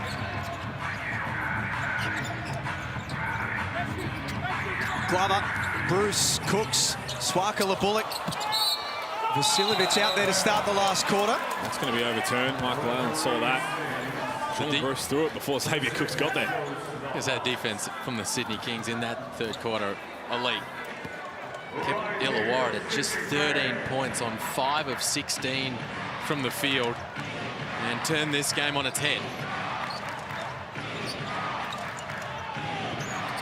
Jessup, Froling, Harvey, Reith and Cleveland. The starting 5 for Illawarra playing for their season right now. Froling pushes with the right hand. To what? Reith offensive rebound. No call. Xavier Cooks. Bruce gave it up for Vasiljevic. Good for great. He's been quiet. Just his first knockdown from outside. He's got 7 points. Only played the 17 minutes. Got the 3 fouls as well, but real danger period here. Clever tip from Froling. Got it back to the advantage of Cleveland. Played a little one-man game. Good job from Froling. Continues to battle. He's got 6 offensive rebounds. Third in the competition in that stat across the regular season. It'll be an Illawarra ball. What needs to change for the Hawks? Where did it fall apart in the third quarter for them as we watched DJ knock this one down? Well, I mean, you talk about that long 3 from duel Reith. Okay, DJ Vasiljevic hits a 3. You take a long contested 3. You need a good look. I mean, they got lucky. They got the offensive rebound and then the putback from Antonius Cleveland as well. Offensively, you don't just have to shoot long contested 3s to try and get back whatever deficit it is in one possession. But defensively, to get back to what they were doing, play through their chest, get that physicality, shuffle your feet. That's a really good defensive effort from Jalen Adams on duel Reith as well. Harvey steps inside and drains it. Credit Sam Froling again, tipping it out, keeping possession alive for the Hawks, and they cash in. 8 rebounds for Froling, 6 of them on the offensive glass. Illawarra back within 1. They've scored off their last 2 trips down the floor. Adams blocked. And there's Froling. That's not sportsmanlike. Yeah. That's a very obvious tug of the jersey by Jalen Adams. Well, it is. That's going to be his 4th foul as well. What a block from Sam Froling. Had him on an island. Look at Tyler Harvey loading up. Everybody trying to help. Goes right into the body. Sam Froling does a good job, and they're right there. That is an unsportsmanlike foul every day of the week and twice on a Sunday. Which it is today. And he's having a bit of a rough night at the offensive end, Sam Froling. 4 points in game 1, just 4 points again here, 1 of 4.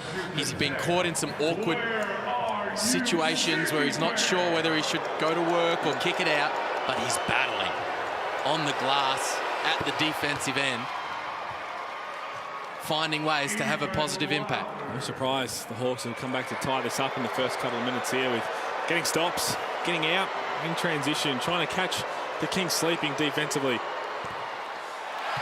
And that turnaround from Sydney in the third quarter, we spoke about the deficit at halftime and the statistics for the season being against them. It's only the second time this season a team was down 10 at halftime and led at three-quarter time. Tasmania were 14 down versus the Phoenix in round 20 and turned that around to lead at three-quarter time. There's still a long way to go in this game. There's Froling, unstoppable on the offensive glass, and helps himself to 2 of his own. Big time play. Look at the emotion come out in Froling. He has been massive on the glass. These extra possessions in the playoffs are like gold. And then he takes a moment and 1 finish. Chase Buford wants to talk about it with his squad. 74-72. The Hawks lead it in game 2 of the semi-final series.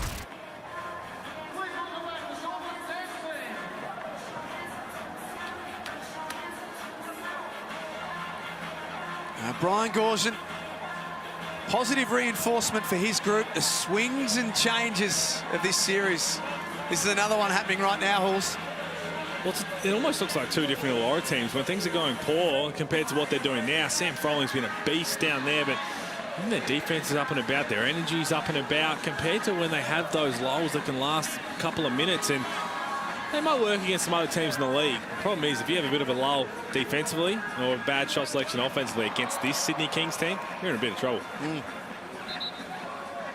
Jalen Adams playing with 4 fouls right now.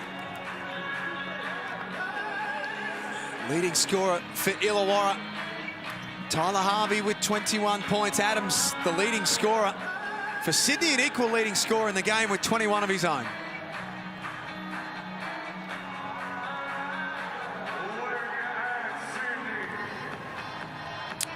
You're watching the Hungry Jacks NBL. Illawarra lead it by 2 out of the Chemist Warehouse timeout. Let's get down to Shane Hill courtside. Guys, the Illawarra's fortunes really go with their offense. They had 31 points in that second quarter. They look great. Third quarter, they only had 13 points. So they have these ups and downs and these dry patches. I think Harvey's the one to step up in this quarter. But what about Sam Froling? 7 offensive rebounds for the game. The Kings have only got 12 as a team. Yeah, Sam's been massive, the back end of this game, Hammer. You mentioned Justinian Jessup needing to get involved as well. Gorge is looking to him and Tyler Harvey to really have an impact in this fourth quarter.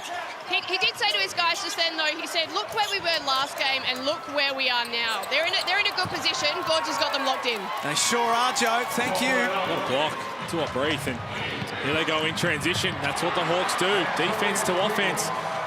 Tell you what, after that offensive rebound and score from Sam Froling before the timeout, I expected Xavier Cooks to be back at the scorer's bench. Another block from Duop Breath. Dunovic into the game. And here comes Xavier Cooks now. He's just played the 24 minutes. Harvey misses everything on that 3. They've scored the last 9, the Hawks. It's starting for them at the defensive end of the floor.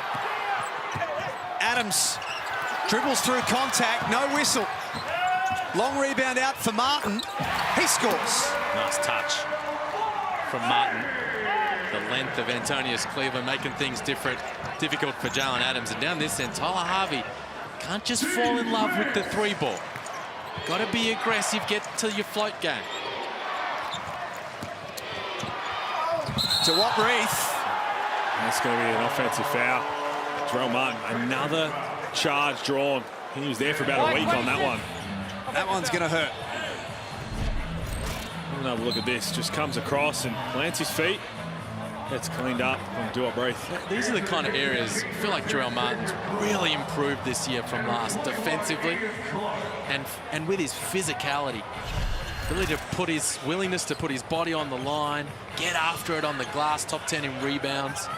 He's feeling it right now, but a crucial stop for the Hawks. Keep an eye on Jalen Adams now with Antonius Cleveland coming out for a rest. Judging from that replay, he's definitely feeling it, Jarrell Martin, where you probably don't want to be feeling it right now. Below the equator, that's never nice.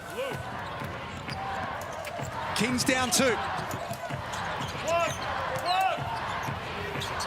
Cooks has the size advantage over Jessup. Recognise that. Jessup, what an answer with the block. Here's Adams, all alone. You know the result. It's happened a few times in this game. Illawarra Hawks will look back. They do all the hard work. They get a block, they get a bad shot taken, and then they just don't secure the shot. They don't have somebody already attached to Jalen Adams. He's up to 24 points. The Kings lead it again. In their 5 matchups this season, we've had 56 lead changes coming into this one. It's the story once again. Cooks backs in on Harvey, who fell over. That's called. I think we called a foul on the ground because they got a flop warning mid-play. And then fouls him once he's on the floor. That's 4 fouls on Tyler Harvey. Have another look at this. Well, this is the block from Jessup. What a block. Ball's back to Xavier Cooks, and 4 guys around 1 man. There's going to be a shooter open. Have another look here, and comes the flop warning, and then gets tangled up with his feet, and they call it a foul. Can't envision that Tony's Cleveland's going to be on the bench for too much longer.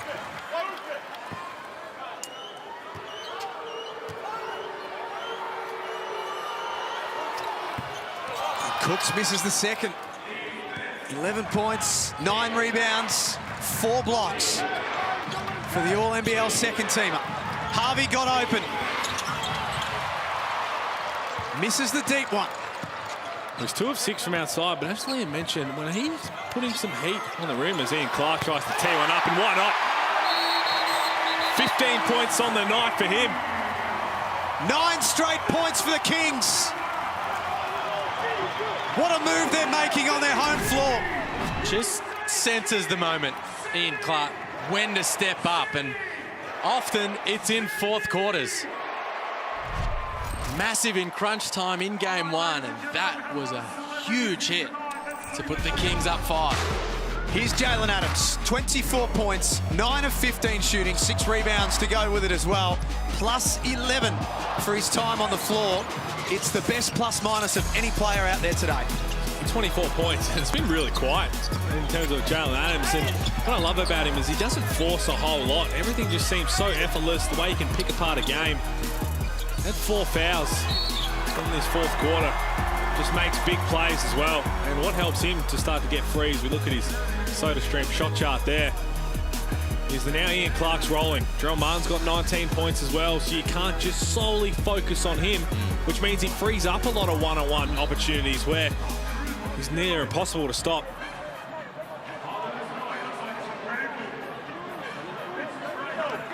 Five minutes left. Illawarra led by 10 at halftime. The Sydney Kings squared that balance and lead by 2 at three-quarter time. The current lead is 5. How many answers do the Hawks have? It's been an emotional roller coaster this game for supporters of both teams. That's what we expected with these 2 teams matching up in the finals. We knew it was going to be a battle. Every single possession right down to the last shot.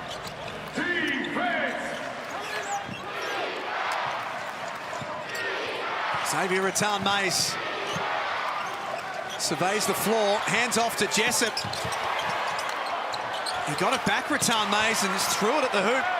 Shot clock was against him. Oh, they're just letting it fire and hoping for the best.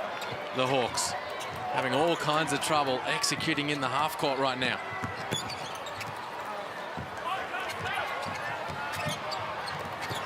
Adams and Martin, little 2-man game. Martin too big and too strong.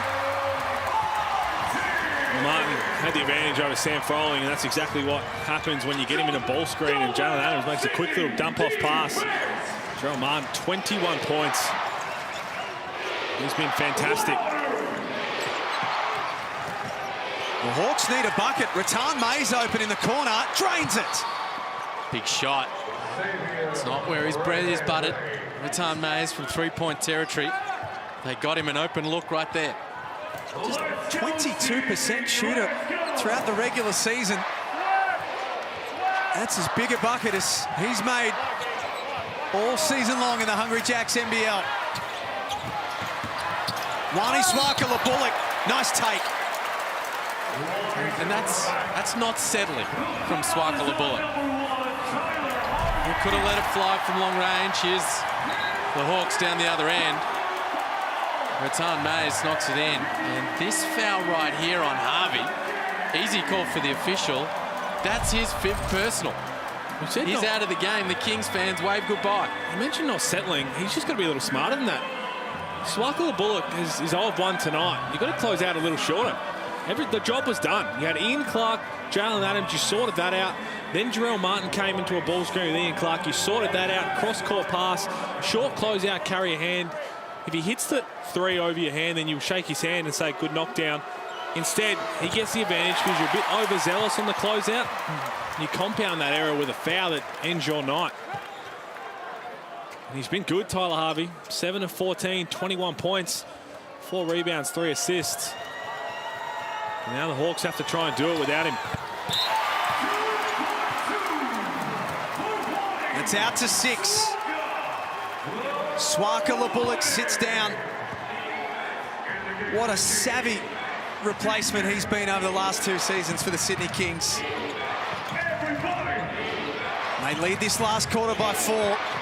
They lead the game by 6. Jessup falling away. Tip in from Froling. It's their best offense right now. Sam Froling on the offensive glass. It's cut back to 4 with 3 minutes left. Cooks helps himself to a couple. They've got all the answers at the moment, Sydney. Too big, too strong. Single coverage with Justinian Jessup. That's going to be a bucket. 13 and 10 with a full line from Xavier Cooks. And Tyler Harvey, we spoke about just fouling out for the first time this season. An opportune time for that to happen if you're an Illawarra supporter. Rattan Mays steps into a 3-ball. That's huge, Rattan Mays. You see, he nearly had his normal mid-range jumper off the turnaround, but Xavier Cooks is guarding him, so just a bit worried about his length. In the end, steps into a 3, knocks down his second one of the night. Play back through Xavier Cooks in this matchup against Jessup. Clark is fouled. Rattan Mays not happy with the call, but he got a whole lot of arm. It's a bad foul. 5 seconds on the shot clock. You just got to be solid in that situation. Here's the look from long range. Rattan Mays, bang, knocks it down. Down the other end, the Kings going to the same action. They're getting the switch with Cooks on Jessup. They force the double team. Everyone's in rotations. But now you've just got to wall up. Make them shoot over a hand and clear the defensive glass. This is easy money for Ian Clark at the free throw line. Well, I'm not sure why he's at the free throw line. It didn't look like a shooting foul. They're not in the bonus just yet.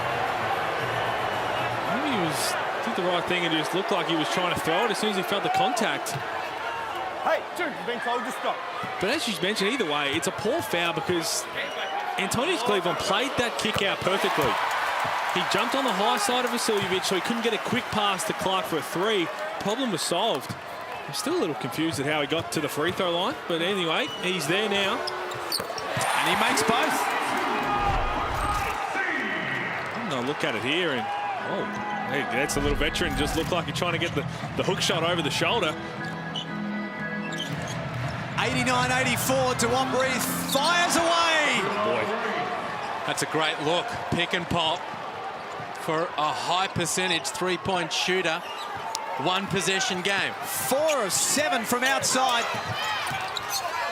for the bronze medalist. Adams isolates Rattan Mays. The screen comes. Shot clock at 5. Vasiljevic had his shot blocked. It's a great closeout. Justinian Jessup not leaving his feet, just carrying a hand on a deep 3. Got a piece of it. The Hawks can tie it up or take the lead. Rattan Mays misses. Another one of those offenses, no pass offense.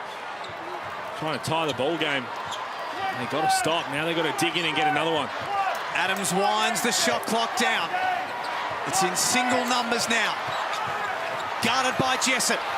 Steps into the 3. He's next level. What a massive shot.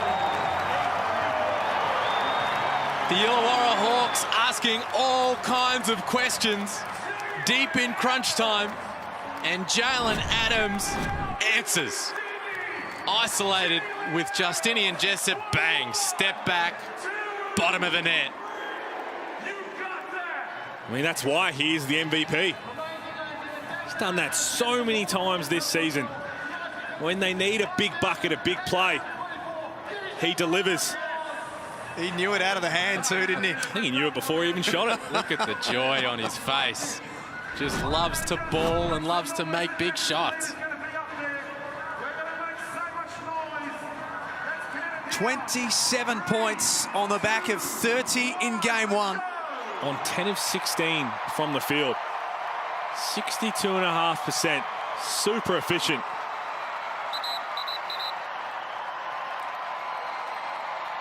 How do the Hawks approach this now? 1 minute and 3 remaining.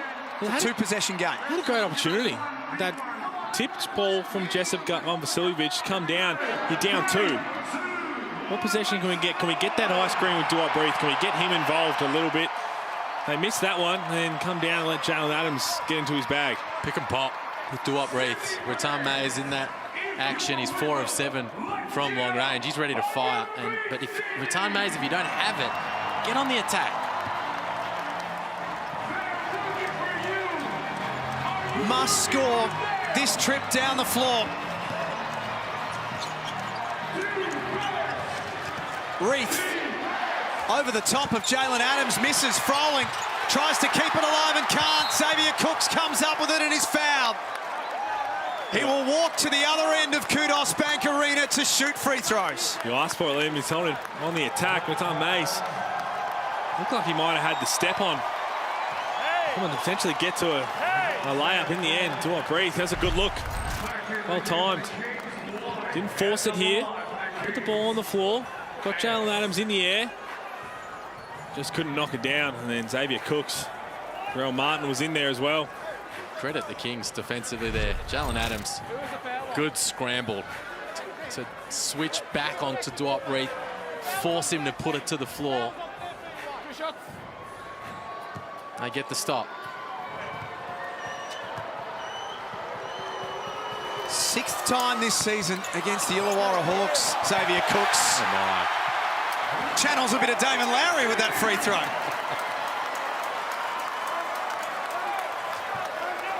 And they're starting to smile a little bit now, the Kings. 50 seconds away from booking their spot in the grand final. And that's going to count, and that's went in anyway. Kings fans are loving it, and so they should. They're playing winning basketball when it matters.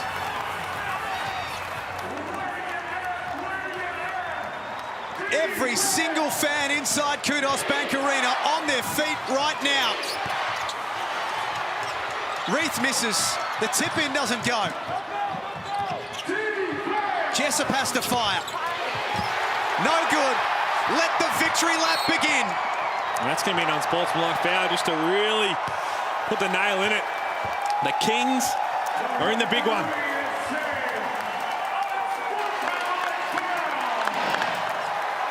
They've made it to the last 2 7 times before.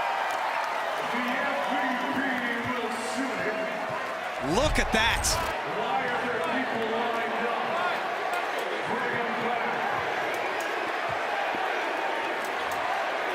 An MVP chance. Very loud in Kudos Bank Arena, and so they should be.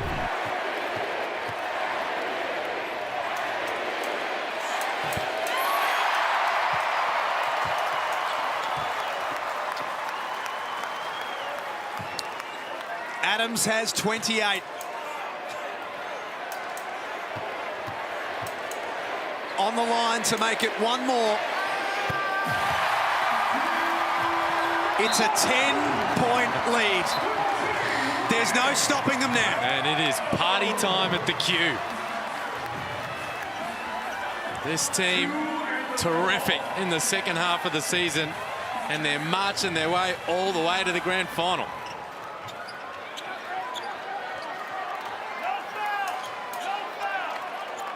Big last quarter from Ian Clark. Xavier Cooks can finish it in style. They battled hard, the Hawks. There's a lot of little opportunities. Looked like this game was going to be over. There's a steal, and that'll be it. They won 13 straight to get here. Now they've won 2 straight. Sweep the Hawks and book their spot in the NBL22 Grand Final Series. And don't they love it? The guys on the floor, the ownership group, the coaching staff, and that sea of Sydney fans at Kudos Bank Arena. A 30-point last quarter. That's what you do in winning time. Led by their superstars, led by the MVP. Ian Clark was huge, Jarrell Martin was huge, Xavier Cooks was big. I'll tell you what, whoever they do play against, they're going to be a tough team to stop. Sydney came from 15 down to win. That's their best result of the season. Illawarra lost from 15 in front.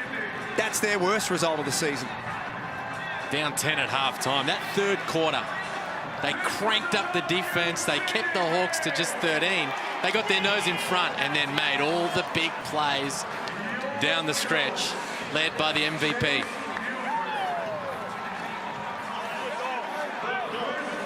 Four and 6 at round 10.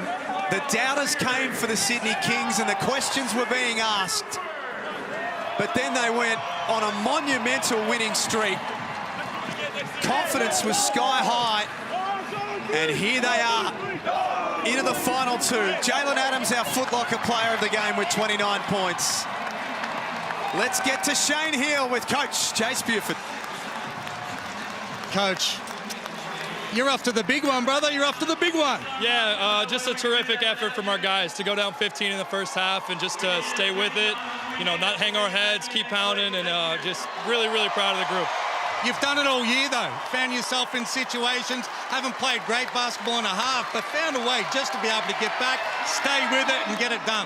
Dogs got a short memory. They don't remember much. These guys are a resilient bunch. They come out, they're just dogs all the time. We couldn't be more proud of them. A few people were questioning Jalen Adams at the start of the year about, you know, whether he could play D and what he might be able to do, and you said you just watch. You were so confident about what he was going to be able to do, and he keeps doing it. Yeah, I mean, anyone who doubted him, just go watch the film. The tape doesn't lie. He's a terrific player. Moving on to the next one now. What's the next few days look like? How you guys feeling? What do you plan? Well, we'll probably try to enjoy this one tonight and then lock in tomorrow, start preparing for either Melbourne or Tassie. Congratulations, mate. Look forward to seeing the final. Well done. First season in charge, Chase Buford. He's got himself into the NBL final series. Sydney win it 99-87 and close the series out 2-0. We're going to come back and wrap it up on the other side of this.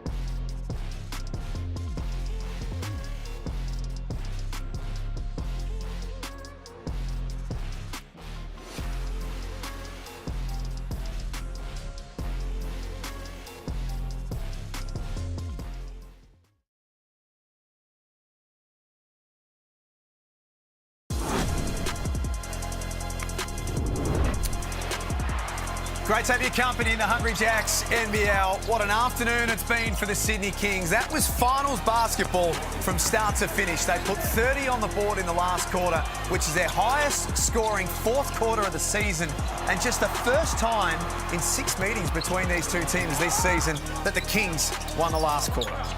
Oh, it was just a massive performance from them in that second half. Emblematic of their season. You know, they had some struggles at different times, down 15 in the first quarter, down 10 at half-time, but geez, didn't they respond.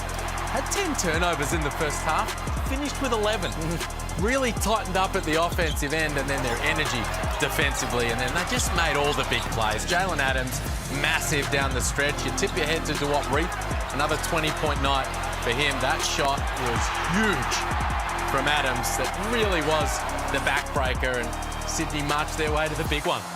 I mean, unreal. I mean, that's what the MVP does. That's what he's been doing all season. Even in games where he's maybe been a little quiet or a tough shooting night, he's won the game in the last minute. He's made a big shot. He had 29 points in 30 minutes of action. He was outstanding. Just the turnaround from half-time, some similar stats. I mean, they shot 47% from the field. Similar rebounds, the assists were all similar. So, tell you what, if Melbourne United somehow, or if they get over the line tomorrow, they haven't played each other since December, and they haven't played each other at full strength. So, best defensive team in the competition. If they get there, we know Tassie defensive as well. It's going to take a mighty effort to slow down the offensive firepower of the Kings. And it might take a mighty effort to stop the MVP, Jalen Adams. 30 in game one, finishes with 29 in game two. Just a big game player, isn't he? He's been terrific throughout the regular season, but in the playoffs, he's gone to a whole nother level, which is pretty miraculous to say. 59 combined points over the series sweep, and just made all the big plays. So highly efficient. Look at that, 10 of 16 from the field. Just picked his moments, and then in the biggest moments was ready to come up trumps for his team. Okay, so the Kings are there. That's one half of the equation taken care of. The other half is tomorrow night as Melbourne take on Tasmania. A reminder that tickets are on sale in 3 minutes' time. So jump online and grab yours for tomorrow night at John Cain Arena. WrestleMania on a Monday. Looking forward to this one. This is some sort of physical series. I cannot wait. It's going to be a really fascinating night tomorrow night. How do Melbourne respond now? Well, they need to, don't they? On their home floor, match the physicality of the Jack Jumpers. Can you believe that's going to a Game 3? The Jack Jumpers, one game away from a grand final appearance. We hope you enjoyed this afternoon half as much as we did. On behalf of Shane Heal, Joe Healy, our team at the desk, and of course the team behind the scenes who make it all happen for us. Thanks for being with us. We'll catch you tomorrow night for more finals action in the Hungry Jacks NBL. It's game time and I'm up one. Name something I ain't done. Name a body that's my type. Air Jordan, I'll take flight. I'm next level, I'm franchise. I'm top tier, I'm that guy. I'm the man of the year. I'm a man with no fear. I think like I'm a shark. The way I move so sharp. I so hard for the team. That's how I play my part. I'm solid like the foundation. I'm dedicated to greatness. I always knew I would win. Now let the Kings begin. Now I'm never off my grind. This program is brought to you by Hungry Jacks and Bunnings Warehouse.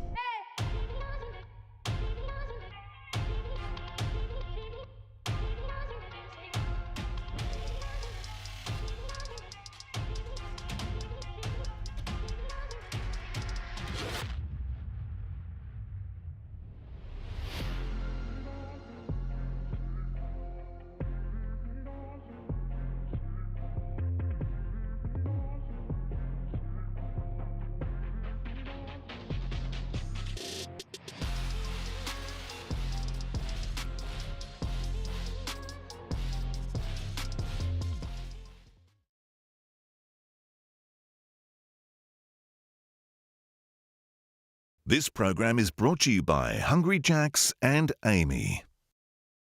Locker room hype, get ready for the drop.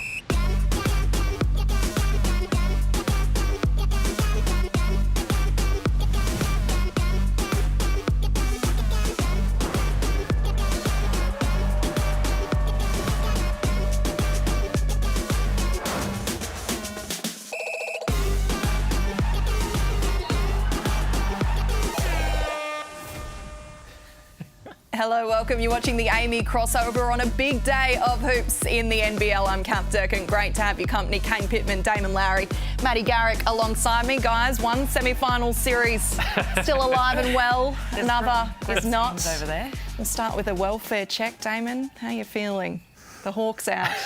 You're going to have to lift, I'm sorry. Come on, mate. I'll try. How much time we got left? Oh, a full show. I think, is there any part of this that's fake? Let me just get to the bottom of this. So, what's the percentage split of you being upset for your boys in Illawarra and also partially understanding that you're still the legend of the one championship? Is there any split here? No.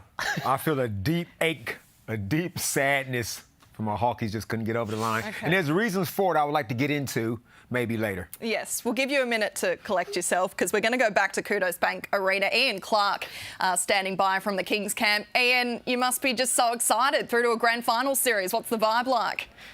Very excited. Very excited. We understand that we had 2 big wins against a very, very, very good team in the Hawks. So obviously understanding that we still got a job to do, but it was good to get this win at home. Ian, Kane Pittman here. From the first game that you got to Sydney, you had the Jalen Adams dunk in the first game, and since then he's hit a number of big shots, hit another big one tonight. For you, you're on the court with him, you've got the ball in your hands a lot of times as well. What is this last little patch for you coming here mid-season been like with him in the form he's been in? And it's been great. Obviously, he's the MVP for a reason. So being able to play alongside a dynamic guard like him, obviously we know what he can do on the court, but people underestimate his fiery competitiveness. He doesn't like to lose. He likes to guard the best player. So he's definitely a two-way guard. But it's been fun playing with him and everybody on the team, obviously. It's been great, the run that we've been having. Hopefully we can keep it going. Ian Clark, Damon Lowry here, man. Congrats on the dub. Appreciate it. Is Memphis in the house? Memphis in the house. You know what's going on, 901. I hear you. Hey, man, you got experience playing with other good lead guards, Currys, Adams, but you just kind of ride quietly in the background. Can you just talk about how you're selfless in that role? What's it like, and what does it take to be able to just take a little bit of a back seat but step up when it's time to? It's just having some poise. I've learned for a lot of veterans in my time, especially when I was in Golden State, being with Andre Iguodala, Sean Livingston, Leandro Barbosa, those guys, playing along those guys and understanding that, you go out there and be a star in your role. And I just try to do that. Obviously, being on this team, they joke with me and tell me I'm the OG sometimes because I'm one of the oldest guys on the team. But, just trying to have a calm, cool, and collective, state to myself to make sure that we keep the guys, under control when we rattle, when teams go up or go down. We make sure we even kill, and I try to be that guy. Ian, Maddie Garrick here. Also, congrats from me to your team. You guys came out firing in that first game and obviously just continued that on to the second game. Was there much difference in your game plan leading into the second game? I don't think not different in the game plan. I think we kind of got away from it in the first half. We let Harvey and those guys kind of get loose. And, obviously we know that we know what they can do on the offensive end. So, we kind of, let them get some easy looks, and they kind of got going in that first half. And I think that we kind of buckled down the second half and played Sydney Kings basketball. Yeah, Ian, you mentioned about buckling down in the second half. What were the conversations at halftime that spurred that? Just remember what we did the first game. Obviously experience of knowing that we can do it against this team. Being in transition, make sure we wall up. We know, those guys have to get out in transition and get easy looks behind the line. And also offensive rebounding. We did a better job, I think, in the second half, but they still got a lot of second chance looks, and we know they capitalize on those a lot. Ian, we know on the road after a big win or after a game, you like to get together, have some food, perhaps have a few glasses of wine. What does it look like at home tonight? You got about a week until the grand final starts. Do you take some time to enjoy this one? I think we enjoy today. It's still early. I don't know what time it is exactly, but we'll get some rest. I know a lot of guys are kind of banged up a little bit, so we get a chance to get some rest and, reflect on what we can do. But obviously, it's time to get ready for 2 good teams that we're playing the next round either way. So we got to get ready. Ian, I got to get your NBA tip, man. Memphis is winning, you winning, your boy Ja doing work. You like them to go all the way? It's going to be tough, man. I think this is one of the best playoff series we've had in a while, East and West. I think Memphis has a chance. Obviously, I'm a hometown kid, so I'm rooting for them. But, I also got ties in Golden State, so it goes back and forth. I think it's going to be a good series, so we'll see. Speaking of series and playoffs and everything, you guys obviously have your spot in the grand final. Who are you tipping to play? Just roll the ball out, whoever. It don't matter. I think we worry about ourselves. So we know we're playing two good teams. We'll be prepared for both of them. Yeah, well, Ian, congratulations. You're through to, or the team is through to the 7th NBL Grand Final in its history. So good luck. Go well. We'll enjoy what's to come. Thank you. Appreciate y'all. So Ian Clark there, one of the stars of the show this evening. But let's talk about Jalen Adams first, because 29 points from 30 minutes on court, just replicating what he did in the first game. He's just a big game player, isn't he? If there was a way to respond to winning the MVP a couple of nights ago, 30 points in game 1, 27 points in game 2 seems like a pretty emphatic response. And we see it in the highlights. He gets to the paint, he finishes at the rim, he'll hit the dagger step back 3. There's nothing that this man can't do. And I actually think the Hawks did a decent job defending him, but their best chance in this game was when he was in foul trouble in the first half. He gave away a poor foul for his 4th, and we were sitting here thinking, oh my goodness, this could change the course of this game. But he was able to stay disciplined, and look at him there, smile on his face, game winner. I don't see any flaws. I don't see any flaws in this man's game. Jalen just can do whatever he wants. He manipulates the defense. He picks it apart. He's like a basketball surgeon. He's the closest thing we got to Chris Paul in this league by far. He's doing it with ease. A lazy 30 points. It's not even like he's going all out, it seems like. He's in that. He plays it, like I said yesterday, in his own pace. You can't speed him up. I don't know what you're supposed to do. I think the thing is with the Kings as well, they've got Jalen Adams, but they've also got Jarrell Martin. They've also got Xavier Cooks. They're firing on all cylinders because of the talent and because they're just rising to the occasion. Yeah, you try to stop one guy and then someone else steps up. Xavier Cooks probably one of the best two-way players in the league, so that's hard. He gets it done on one end, he gets it done on the other end. It's just really hard to stop. But with a lineup like that, it's hard to beat them at the moment. You can feel the energy in the team. You can see it in the way that they're playing, their demeanour, the intensity, just the way they're getting around each other. It's great basketball to watch. Yeah, you touch on demeanour as well. This season isn't one that's gone their way at all times. This match was one that didn't go their way at all times. There's just a real resilience and ability to kind of pull something out of adversity that's going on. Xavier Cooks, who I've known his entire life, I'm happy for him. Even though I'm down to the Hawks lost, I am wrapped for Xavier Cooks. That dude is so good at basketball.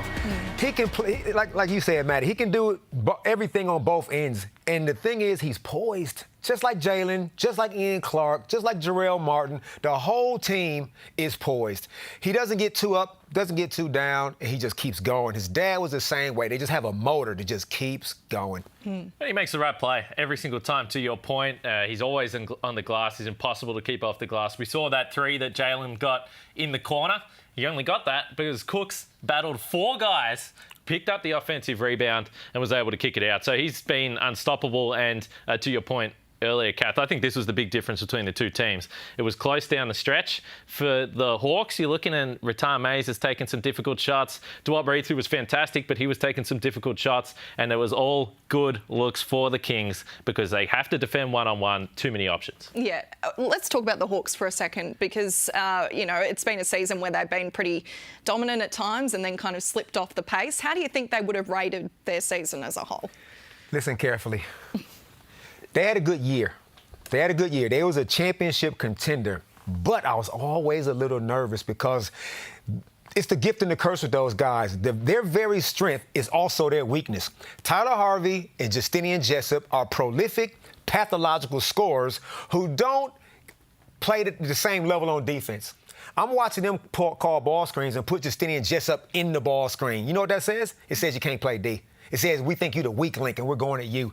Those guys, even though they played better defense today than they did yesterday, eventually the shot selection they take wild, ill-advised. I was saying they're going to take some ill-advised shots. Now, when they're making them, it's great. But when they're missing them, you shoot yourself out of a game. So they struggle to find a balance in that. And today, they came down a stretch taking one pass shot, sometimes no passes and gets a shot. And then the Kings come down and just methodically execute.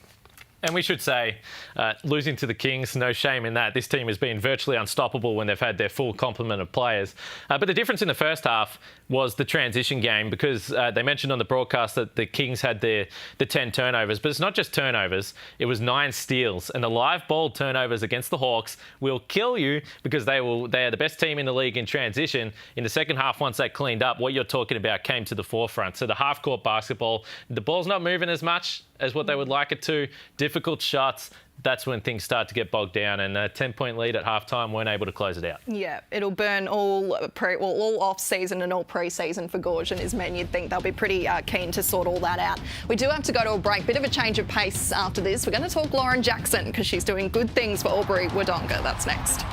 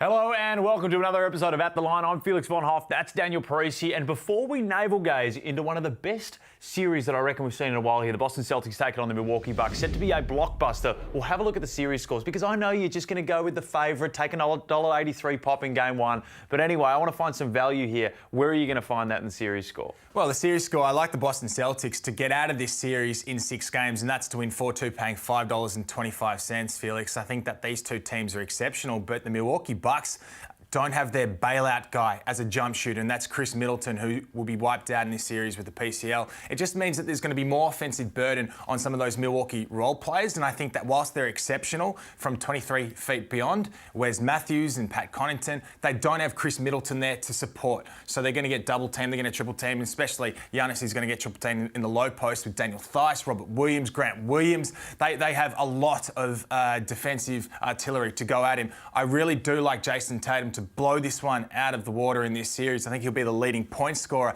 averaging 35 points per game, and I just think they're an exceptional bet to win 4-2. I think that 25 cents is the kicker for me. I'd personally price it up at $5, so I'll definitely be following you in there. Tailing you, Daniel Parisi. But let's have a look at game one and just look a little deeper. You're keen to play the line on the Boston Celtics. I do like the Boston Celtics to get off to a red-hot start, and that's to cover the 4.5 here at home. The Garden will be absolutely pumping. They've had great time to get their legs rested. Everyone's sort of anticipating that they're going to be rolled in game one because of a false 4-0 sweep against the Brooklyn Nets. But, you know, they beat a team that was in front of them. At the end of the day, Kyrie's a great player, so is Kevin Durant, and they were able to bring down their shooting percentages. They will run, Ime Udoka will run some schemes to reduce the impact of Giannis Antetokounmpo, and I think the Celtics get off to a fly here. Love it. Well, they took care of an easy Brooklyn Nets, a dysfunctional Brooklyn Nets. The Bucks are going to be a little harder, but I'm with Boston as well. Enjoy the series and, most importantly, gamble responsibly.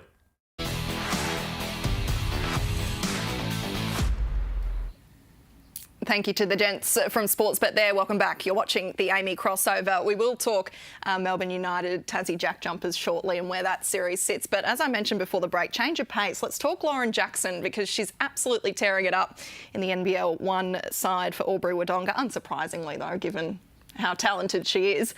She's had 31 points, 24 rebounds last night in just 29 minutes on court against Manly Warringah. It's not bad, is it? That's just a goat doing goat things.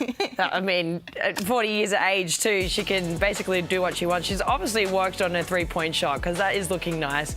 It looks like she hasn't stopped playing since she retired back in, was it 2016? Around right? that, yeah. Something around that. And yeah, she's just, look, this is a nice warm-up for her. She's just basically having a field day out here. Yeah. But it's good to see her back out there. It's great for, obviously, the NBL1. It's great for women's basketball in general, to see one of the best players, if not the best player in the world, back playing on courts in Australia and in her own stadium too. Exactly. Well, that also goes with the territory as well, I suppose. With that, imagine being Manly Warringah and you're just rocking up, well, not just rocking up, but going along to play a game of basketball and you see Lauren Jackson standing on the opposite side. They didn't sign up for that, Damon. when they looked at the schedule at the start of the season, they probably thought, okay, Albury-Wodonga, we'll see what their roster's looking like. Lauren Jackson, she's rebounding 5-1 out there. There's nothing they can do. Yeah. They should get autographs and photos and do all that stuff because when Lauren was in her prime, she was the best player in the world. Yeah. Like now she's clearly rounding herself into some type of form. Who knows what she's going to do in the future? But this is literally taking a PI double 5. When you were in your form, your best, it wasn't your that long prime, ago. you were in pretty good form. Does it give you a little bit of an itch to get back out there? Cass, do you know how old I am? I don't. But that's not important. My form was a long time ago. And well, she's still clearly in hers. Let's talk about FIBA World Cup aspirations for her. It's clearly what she's angling at by being back out there, is it? I don't think it's about if she'll make the team. It'll be if she wants to play, yeah, basically. But that's why she's back out there to potentially you'd think that could probably be the end game there. I think it's also great for her as well. She didn't get to finish her career on her terms. Her body kind of gave up before that. So it's great for her to be able to come back and actually play some great basketball. And if she goes to the World Cup and all that, I think that's going to be great for her. So she can finish the way that or continue to play the way that she wants to. Yeah, great for the regions as well. Just, you know, you live at Albury-Wodonga and you can just go along and watch Lauren Jackson at your local court. It's not bad, is it? It's awesome. It's awesome. It's awesome for women's basketball, and this is why it's interesting to see how it plays out with the World Cup because, first of all, the Opals are going to have a good team anyway. We expect them to have a great tournament, but Lauren Jackson will certainly sell some tickets if she decides to go down that path. So we'll see. She might just be playing for fun. Exactly. Who knows? Right. Yeah. And it's fun to watch her as well, so it goes both ways. Now, we've got to talk about another fun element from the NBL1 North comp overnight. I'm going to read this because I don't want to get it wrong, but it might be a name we might need to know. Makwatch Malawatch. He's slammed an absolutely audacious dunk last night. Let's watch. We might have to watch it a couple of times. It's pretty bloody good. He gets up there, doesn't he? It's audacious, hellacious. That's pretty good. It doesn't get much better than that. That would be, if that was in the NBL, that would be the dunk of the season. Look at that freeze frame right there. NBL1 on fire. Have we checked the welfare of the guy below him? I need more details. How tall is he? You need like perspective or something. If he's not at least 6'5", I'm not that impressed. No, I should say if he's taller than 6'5", I'm like, that's what you're supposed to be doing. Did you ever dunk? Of course I did. Dunk like I'm in the membership club. You can not like that. Stepladder territory. I'm in the membership. I'm in the dunking membership club, and once you get one dunk, you're in the club for life. Right. But this guy obviously got some athleticism. As long as the humidity don't take him out in Darwin, he should be okay. What's his name, Damon? Makwatch Malawach. Yes, remember the name. I reckon we're going to be seeing it for a bit. Now, we're going to talk NBL play-in tournament, copying the NBA a little bit for next season. What do we think on that front? No good. Okay. And why? Okay. We only got 10 teams. Yeah. We only got 10 teams. Like, we don't need a play-in. We just need 5 teams. It's not hard. First team who finishes on top, you get the bye. 2 plays 5, 3 plays 4. Done. What are we talking about? A play-in works in the NBA because these guys will tank 20, 30 games out from the season being over with. So we have to keep them accountable. So, but in the NBL, we don't need that. What do you think? What about just a switch up though? Something new. I mean, the NBL, they've done great. They've had great decisions of doing things differently. I mean, look how much it's grown. Maybe it could be a good thing for the franchise just to change it up. If it doesn't work, go back to the normal one. But, you know, chucking something new in there could change dynamics and everything. Yeah. What other options would you say to change up dynamics for the finals, the playoff structure? Well, I think it's interesting because I do think a lot of people are really in favour of this, so we should say this first. But me and you agree, Damon, it is a strange day today that we agree on this one. But I was kind of the same. And my argument for it was first the NBA stuff that you mentioned. There's no incentive to lose in the NBL. The second part is that even if there was a play-in this year, it's not going to change the New Zealand games not meaning much. It's not going to change the Cairns games. It's not going to change the Brisbane games, the Adelaide games. So to me, we just had the most exciting final weekend perhaps of all time in the NBL. If you've got a play-in, that's not the case because Perth know they're in there, Tassie know they're in there. So to me, because there's such a small amount of teams, you're actually not changing too much. If you're close enough, you're going to be playing till the last game anyway. But having said that, I'll be watching the playing game, so maybe I'm not the person they're trying to attract because I will be watching no matter what happens. So we'll see. I can understand the thought process. I don't know if it's necessary. Yeah. Well, would you be backing something like expansion or something like that before they try and play with I'm happy for more teams that come into the league. We need more teams as it is. When I played, it was 13 teams in the league. So, you know, some things have changed since then. So Canberra Gunners, they can come back in, or the Cannons are the NBL 1 team. But they got a stadium right there. There's so much Aussie talent in the States right now. You can get your 3 imports. You can get your next star player. You can put another very competitive team in, like Tassie did. And, yeah, I reckon we go that way. Number 1 ticket holder of the Geelong Supercats right here. We can get them back in the NBL. But, yeah, I agree. I think with 10 teams, 4 teams in the playoffs is the right mix. If you expand and you go to 12, then, yeah, you're probably looking at wanting to add a 5th team there or some type of play-in. But maybe this one-off playoff game next year is going to be the best game ever played in the history of the league, and we'll look back. You'll be eating your words. We'll look silly, but it wouldn't be the first time that we've looked silly, so we'll see. Well, you haven't looked silly this season, Kane. You picked the Kings to be there at the death. Jalen Adams MVP. MVP. Don't remind them. Yeah. One team I don't think anyone picked, and while we're on the topic of expansion, the Tassie Jack Jumpers, I don't think any of us picked them to get this far, but they have done so. They're up against Melbourne United, of course. In the semi-finals series, they got 1 game still to play, forced it to a deciding Game 3 last night. We'll unpack that result right after this.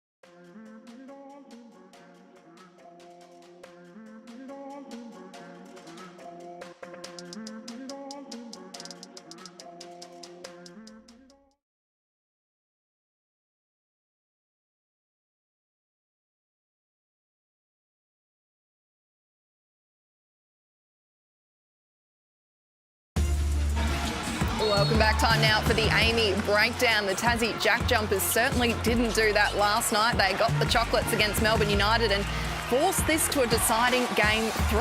An incredible moment for Tassie sport, really. The fans, they were riding it from go to woe, and I think they've proven that they certainly deserved a team in the Apple Isle. Absolutely. And we spoke about it, some of the things that Tassie would need to do to win this game pre-game last night on the crossover, and I think we saw a lot of it. And it started, first of all, defensively they were excellent. They've played 5 games against Melbourne this year now, hold them to an average of 73 points per game. That means that you're going to be in the game. But we saw them shoot a lot more threes. They didn't necessarily knock them down. They got some important ones when they needed to. But what that did was cause a bit of chaos, long rebounds. The Melbourne defence was moving around, and it wasn't pretty, it wasn't perfect, but that's what the Tassie Jack Jumpers do. Our mate Marley said on the couch yesterday, they need to bring a ruckus. They need to be disruptive. Helter-skelter. And that's exactly what they did. They came out and they punched United first, and they junked the game up. Junk is a bad word. I'll take that back. They just sped the game up, and they made it scrappy, and that's their style. So then you got the shot makers. Jack McVeigh's hit some 2 humongous three-pointers. Just wouldn't let them lose. But I want to give a shout-out to guys like Cameron Bairstow. Yeah. Obviously, we got Jack McVeigh highlights coming up here, and Jack was sensational. But Cameron Bairstow and Matt Kenyon did those little things. Marley, you also said that, too. He said the other guys got to step up more, and they did that. It was a collective contribution from all across the board. And then once the game was there to be won, then you saw big shots being made by Josh Majette, getting key offensive rebounds, things of the Jack Jumper nature. Right now, the United couldn't close them out. Right now, they would be very nervous. Yeah. Well, very nervous. We heard from Dean. Very nervous, Kath. I'm nervous now.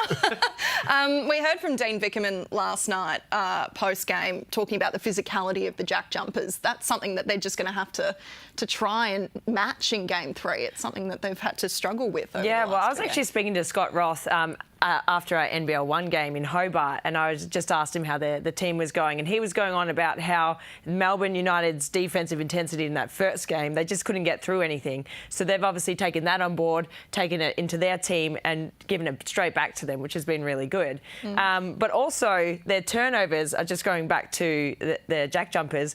Turnovers, when we're looking at Josh Majette, he had 0 turnovers for the night, whereas the other night too many sloppy fouls, turnovers, and Mikhail McIntosh was in foul trouble early. So having that defensive intensity, looking after the ball, and then having McIntosh hitting those big shots down the stretch, that helped them as well. Absolutely got him home. Let's get a tip. What do we think tomorrow night? First of all, let me quickly say, don't be fooled by Dean Vickerman talking about the physicality. Melbourne's as physical as any team in the league. He's talking to the officials right there.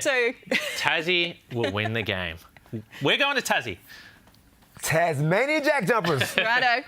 I'm going to United. All right, fair enough. Break it up. John Cain Arena tomorrow night. Tickets on sale now. Enjoy. If you can't get there, it's on ESPN.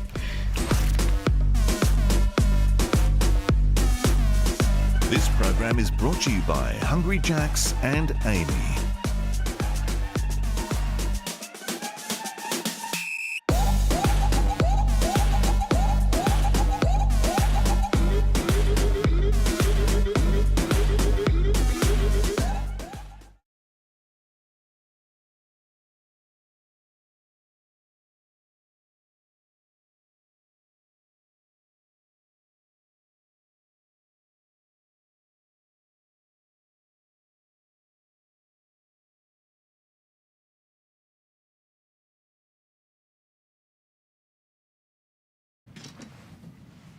Recording in progress.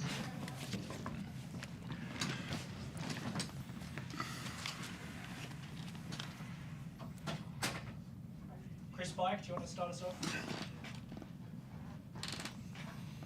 Gorge, this is a difficult situation. I mean, you've had a special season, but you've fallen short of where you hoped to get to. What are your emotions right now? Making sure that you come into this game and you shake their hand at the end of the game and they respect you and not focus on the result and represent the Gong like they deserve to be represented. That was my whole mindset coming in and making sure that the team, when they look those guys in the eyes and they see wasn't whether to finish, whether we won or lost this game, because you don't know what's going to happen, that there's respect there. And on the other side of the coin, nothing but respect for this organization. I was a part of it years ago, and where they've taken it on the floor and off the floor.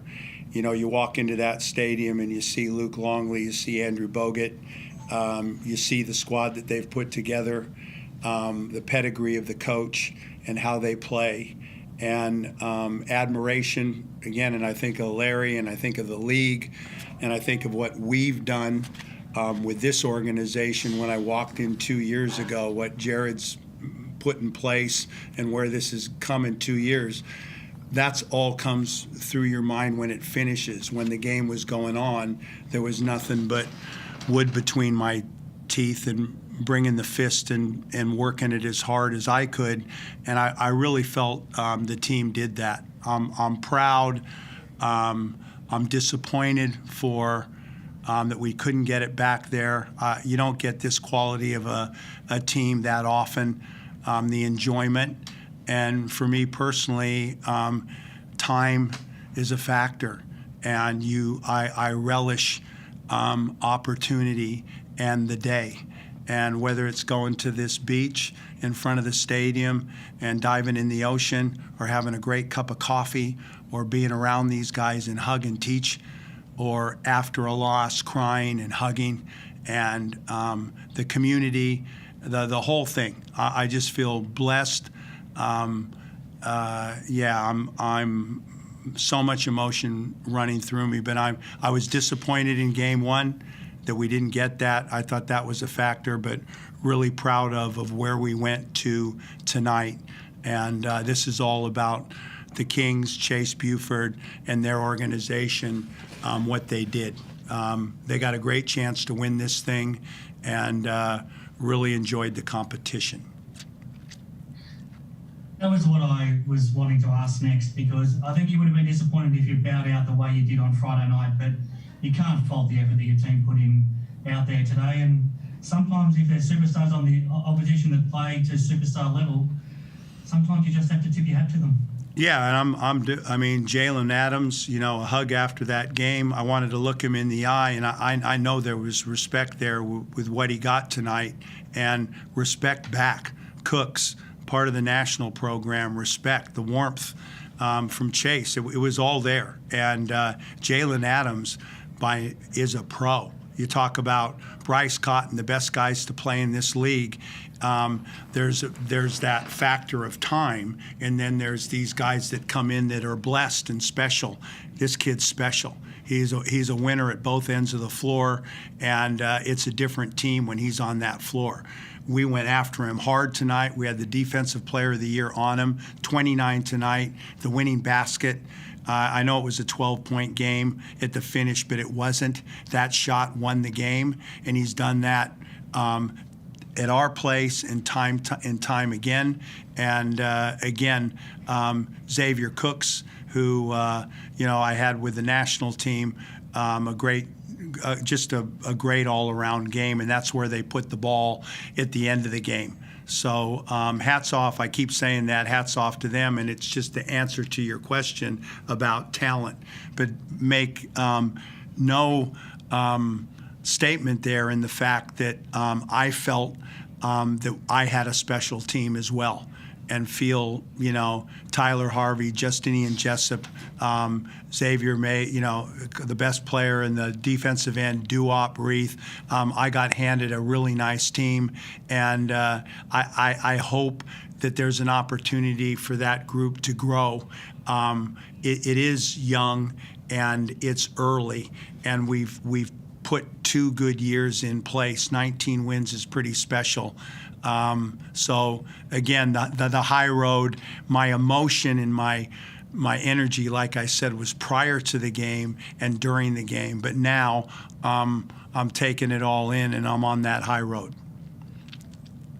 Tim, can you try to sum up how you're feeling right now? Obviously, it's an emotional time. You'll be proud of your team, but disappointed to lose. And this happened to be a milestone game for you as well that you won't forget any time, I'm sure. I mean, can you try to sum it all up? as you do this thing for a while, and there's different emotions as you get older when the season finishes like this. And what I see in this team was obviously a lot of talent in our team and a lot of guys that have a lot of time. And I think my message to most of them at the end of the day was, don't waste the time that we got, because I think back to when I was their age and the things that I wish I had done. I can't say that I've played the game with no regrets, because I've got a few. But to those guys, I just kept trying to say the message that don't waste the time that you have in front of you, because you never know when it's going to be your last game. And I know that's a bit of a cliche, but it's a cliche because it's true, you know.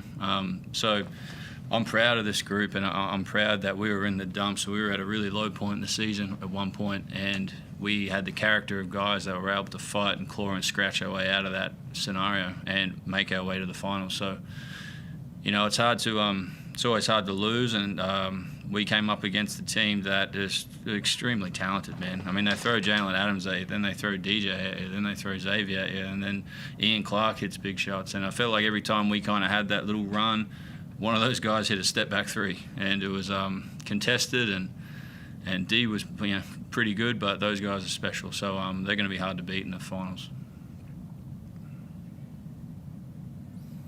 Cameron, please continue. Brian, how much did fatigue play a role down the stretch yesterday? Factor, and a thought process that we talked about going in. Do we go into that bench or not? And that was the decision as the game went on. And this is it. Use your timeouts. If we need to, we will. If we don't, it's one game. And this whole thing about, there's a whole conversation about recovery, minutes play, you know, that's out the window in a game like tonight. It's a decision, and you can question it, because we did get fatigued towards the end of the game, and it may have played to their advantage, but it was a decision made prior to the game at the 5 minute of the first quarter of which way we were going to go with this. And I know I've heard it a million times. It's all I'm saying to you. You can be critical, but it wasn't something that we didn't talk about. It wasn't a surprise factor.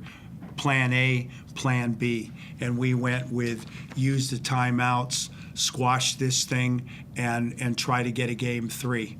And fatigue down the last 4 or 5 minutes may have played a factor there, but again, that was the call that we made and decided on. Moving forward, what do you think this team looks like moving into next season? Well, it's always a moving feast in the NBL. Like, all I know is the league's getting more and more talented. It's getting more and more competitive. We've got some nice pieces in place, and this time of year is all, you know, Duop Wreath. We got Sam Frawling back. They've got Tyler Harvey back. I mean, we've got some pieces there. So, and we've got a good foundation and good ownership, great location. It's in a different place than it was 2 years ago. But this thing, I've been in competition in Japan. I've been in competition in China for a long time. I've been in the NBL. I've been around the block. This thing's a monster. And there's a limited amount of teams, and there's a lot of talent.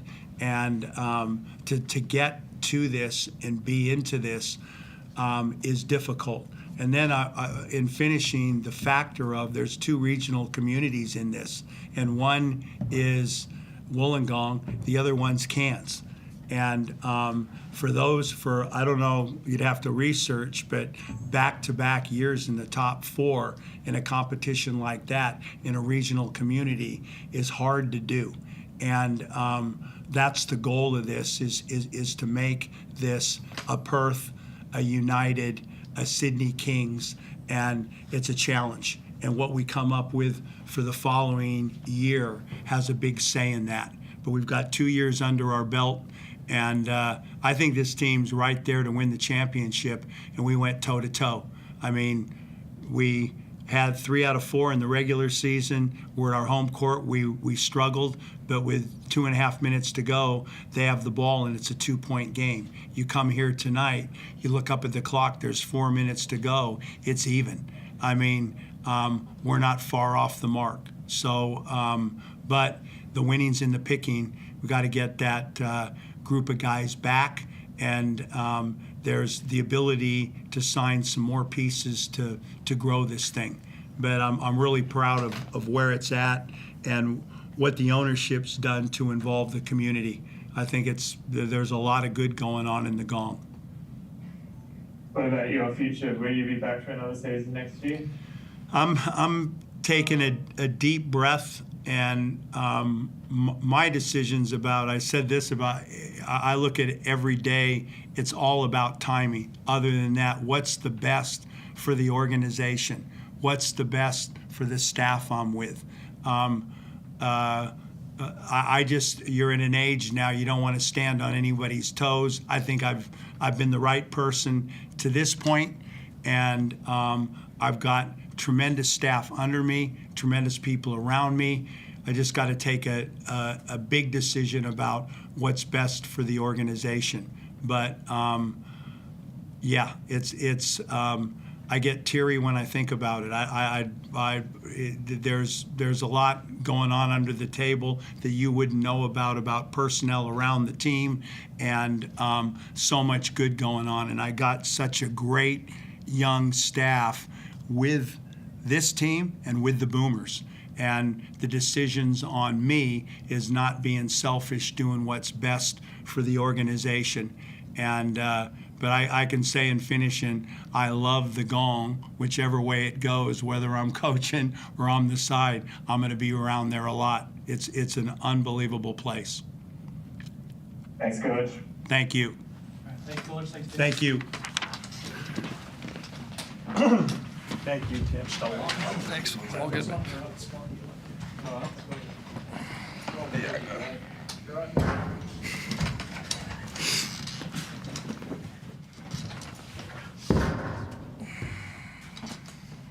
Matty McQuaid, jump us off. We're all good from the broadcast. Ready to go, Matty. Plus 20 in second half. I'm here this time.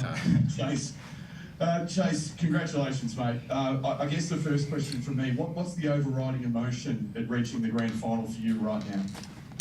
Probably just pride in the toughness and the resiliency of our group. I mean, to come in and be down 15 at one point and not, hang our heads, stick to what helped got us here. And, the second half, the defense, the competitiveness, we talked about some keys for the series.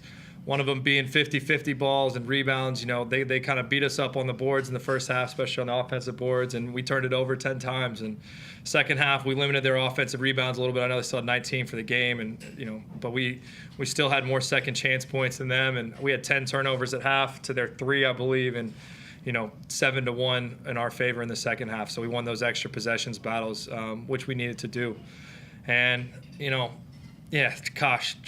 I can't count on my hand the number of big threes, big plays that this guy next to me hit, Ian hit, Rel hit, X making plays down the stretch, just throwing in his hands, letting him attack mismatches. And just really proud of the guts of our group to find a way to get that done.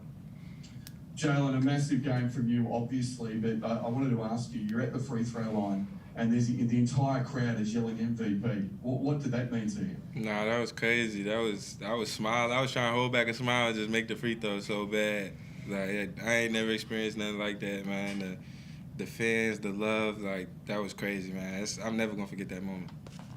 You guys, as Chase mentioned, were down 15 in the second quarter and they had all the momentum, but you managed to get it to within 10 at the half. Was that kind of a critical phase of the game because you came out really strong after the break in that third period? Yeah, definitely. They're a really good team. I thought they were making some shots early, but at the same time, I thought we were giving up some easy looks. Like you said, too many offensive rebounds. So we just kind of wanted to come out and finish the half strong. I think those were Tommy's minutes. Tommy played great minutes in the end of that second quarter. Kind of gave us that spark going into the locker room. So that was definitely a crucial part of the game. Yeah, you mentioned Tommy. I mean, Chase, just the bench overall in this series. was just completely dominant. I mean, it was dominant down in Wollongong. I think it was 32-9 or something like that in bench points, and tonight, pretty similar situation. Yeah, I mean, gosh, bringing a guy like Ian off the bench doesn't seem fair to call it bench points. But no, I mean, to your point, MK came in, made some big plays. Like Jalen said, I thought Tommy's 2 minutes were the catalyst of the game.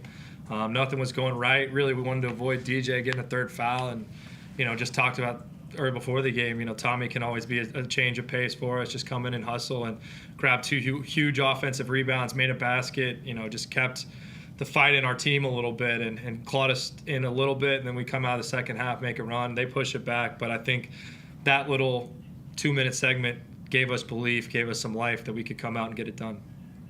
How big was Jarrell Martin tonight as well? Obviously, Wollongong struggled offensively, played great defence, but offensively not the kind of game we expect from him. But for tonight, he was absolutely huge. Yeah, I think coming out of the game, coaches are telling each other, like, to go win a game on the road in the playoffs where Rel goes 2-13 or whatever it was, you feel a little fortunate but proud of the way we did that. And we all knew, he's not going to have another stinker like that. He rarely goes back-to-back games not having a huge impact. So, Rel was just huge, making some, 4 offensive rebounds, some big hustle plays, some big plays at the brim, a couple huge shots. Just really, really proud of Jarrell. Jalen, I mean, you mentioned the crowd. I mean, just overall, the noise, particularly when the team made a run. I mean, what was the atmosphere like up in there today? It was a crazy feeling. It's the loudest I've heard of gym since I've been here. So, it just shows the power of the fans and just this community. You know what I'm saying? We could really rally behind them when they show up like that and they loud. And, it was a pleasure to be out there playing in that type of environment tonight. Presumably, you've got a few days now before taking on your next opponent, be that Melbourne or Tasmania. What does the next 3 or 4 days look like for you, Chase? Is it a matter of reflecting on what you've done first and then getting back into it, or is it just straight back into it tomorrow? We'll probably let the guys take tomorrow, rest up and recover. We'll, as a coaching staff, get together and start preparing for both opponents, and then based on the outcome tomorrow night, we'll finalize the game plan and probably come out and give it to these guys Tuesday and just get to work. It's 2 really good teams, 2 really good defensive teams. It's been an absolute bloodbath. I mean, more rugby style than basketball, I think, through the first 2 games there. So we'll have to be ready for that physicality for sure. But yeah, we just I think rest and then on to the next. And just finally, a question for you about your direct coaching opponent tonight, Brian Goorjian, who universally recognised as the greatest coach in Australian basketball history. Just a couple of words on him as an opponent and as a head coach, because I know you two have had a little bit to do with one another, but since you've met him, just some thoughts on Gorge. Yeah, I mean, just what a coach. His teams play hard. That team has improved so much from early parts of the season, especially defensively. Like, second half of the year, I think they'd been as hot or even hotter than us, just winning games, big blowouts. They were playing really, really good basketball. And it's a direct reflection of him. He's a terrific coach. He's a terrific defensive coach.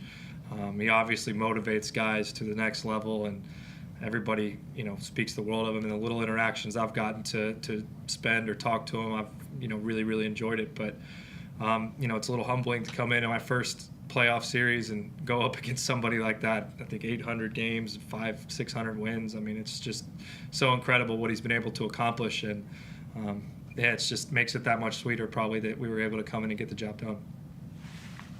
Great, thanks guys. Congratulations once again. Thanks, Matty. So Chase and Jalen were offense to this, please, but the members came out in force tonight. It was the loudest it's been in this arena. So what's your message to the members for coming out today, and what do we need from them coming into the grand final?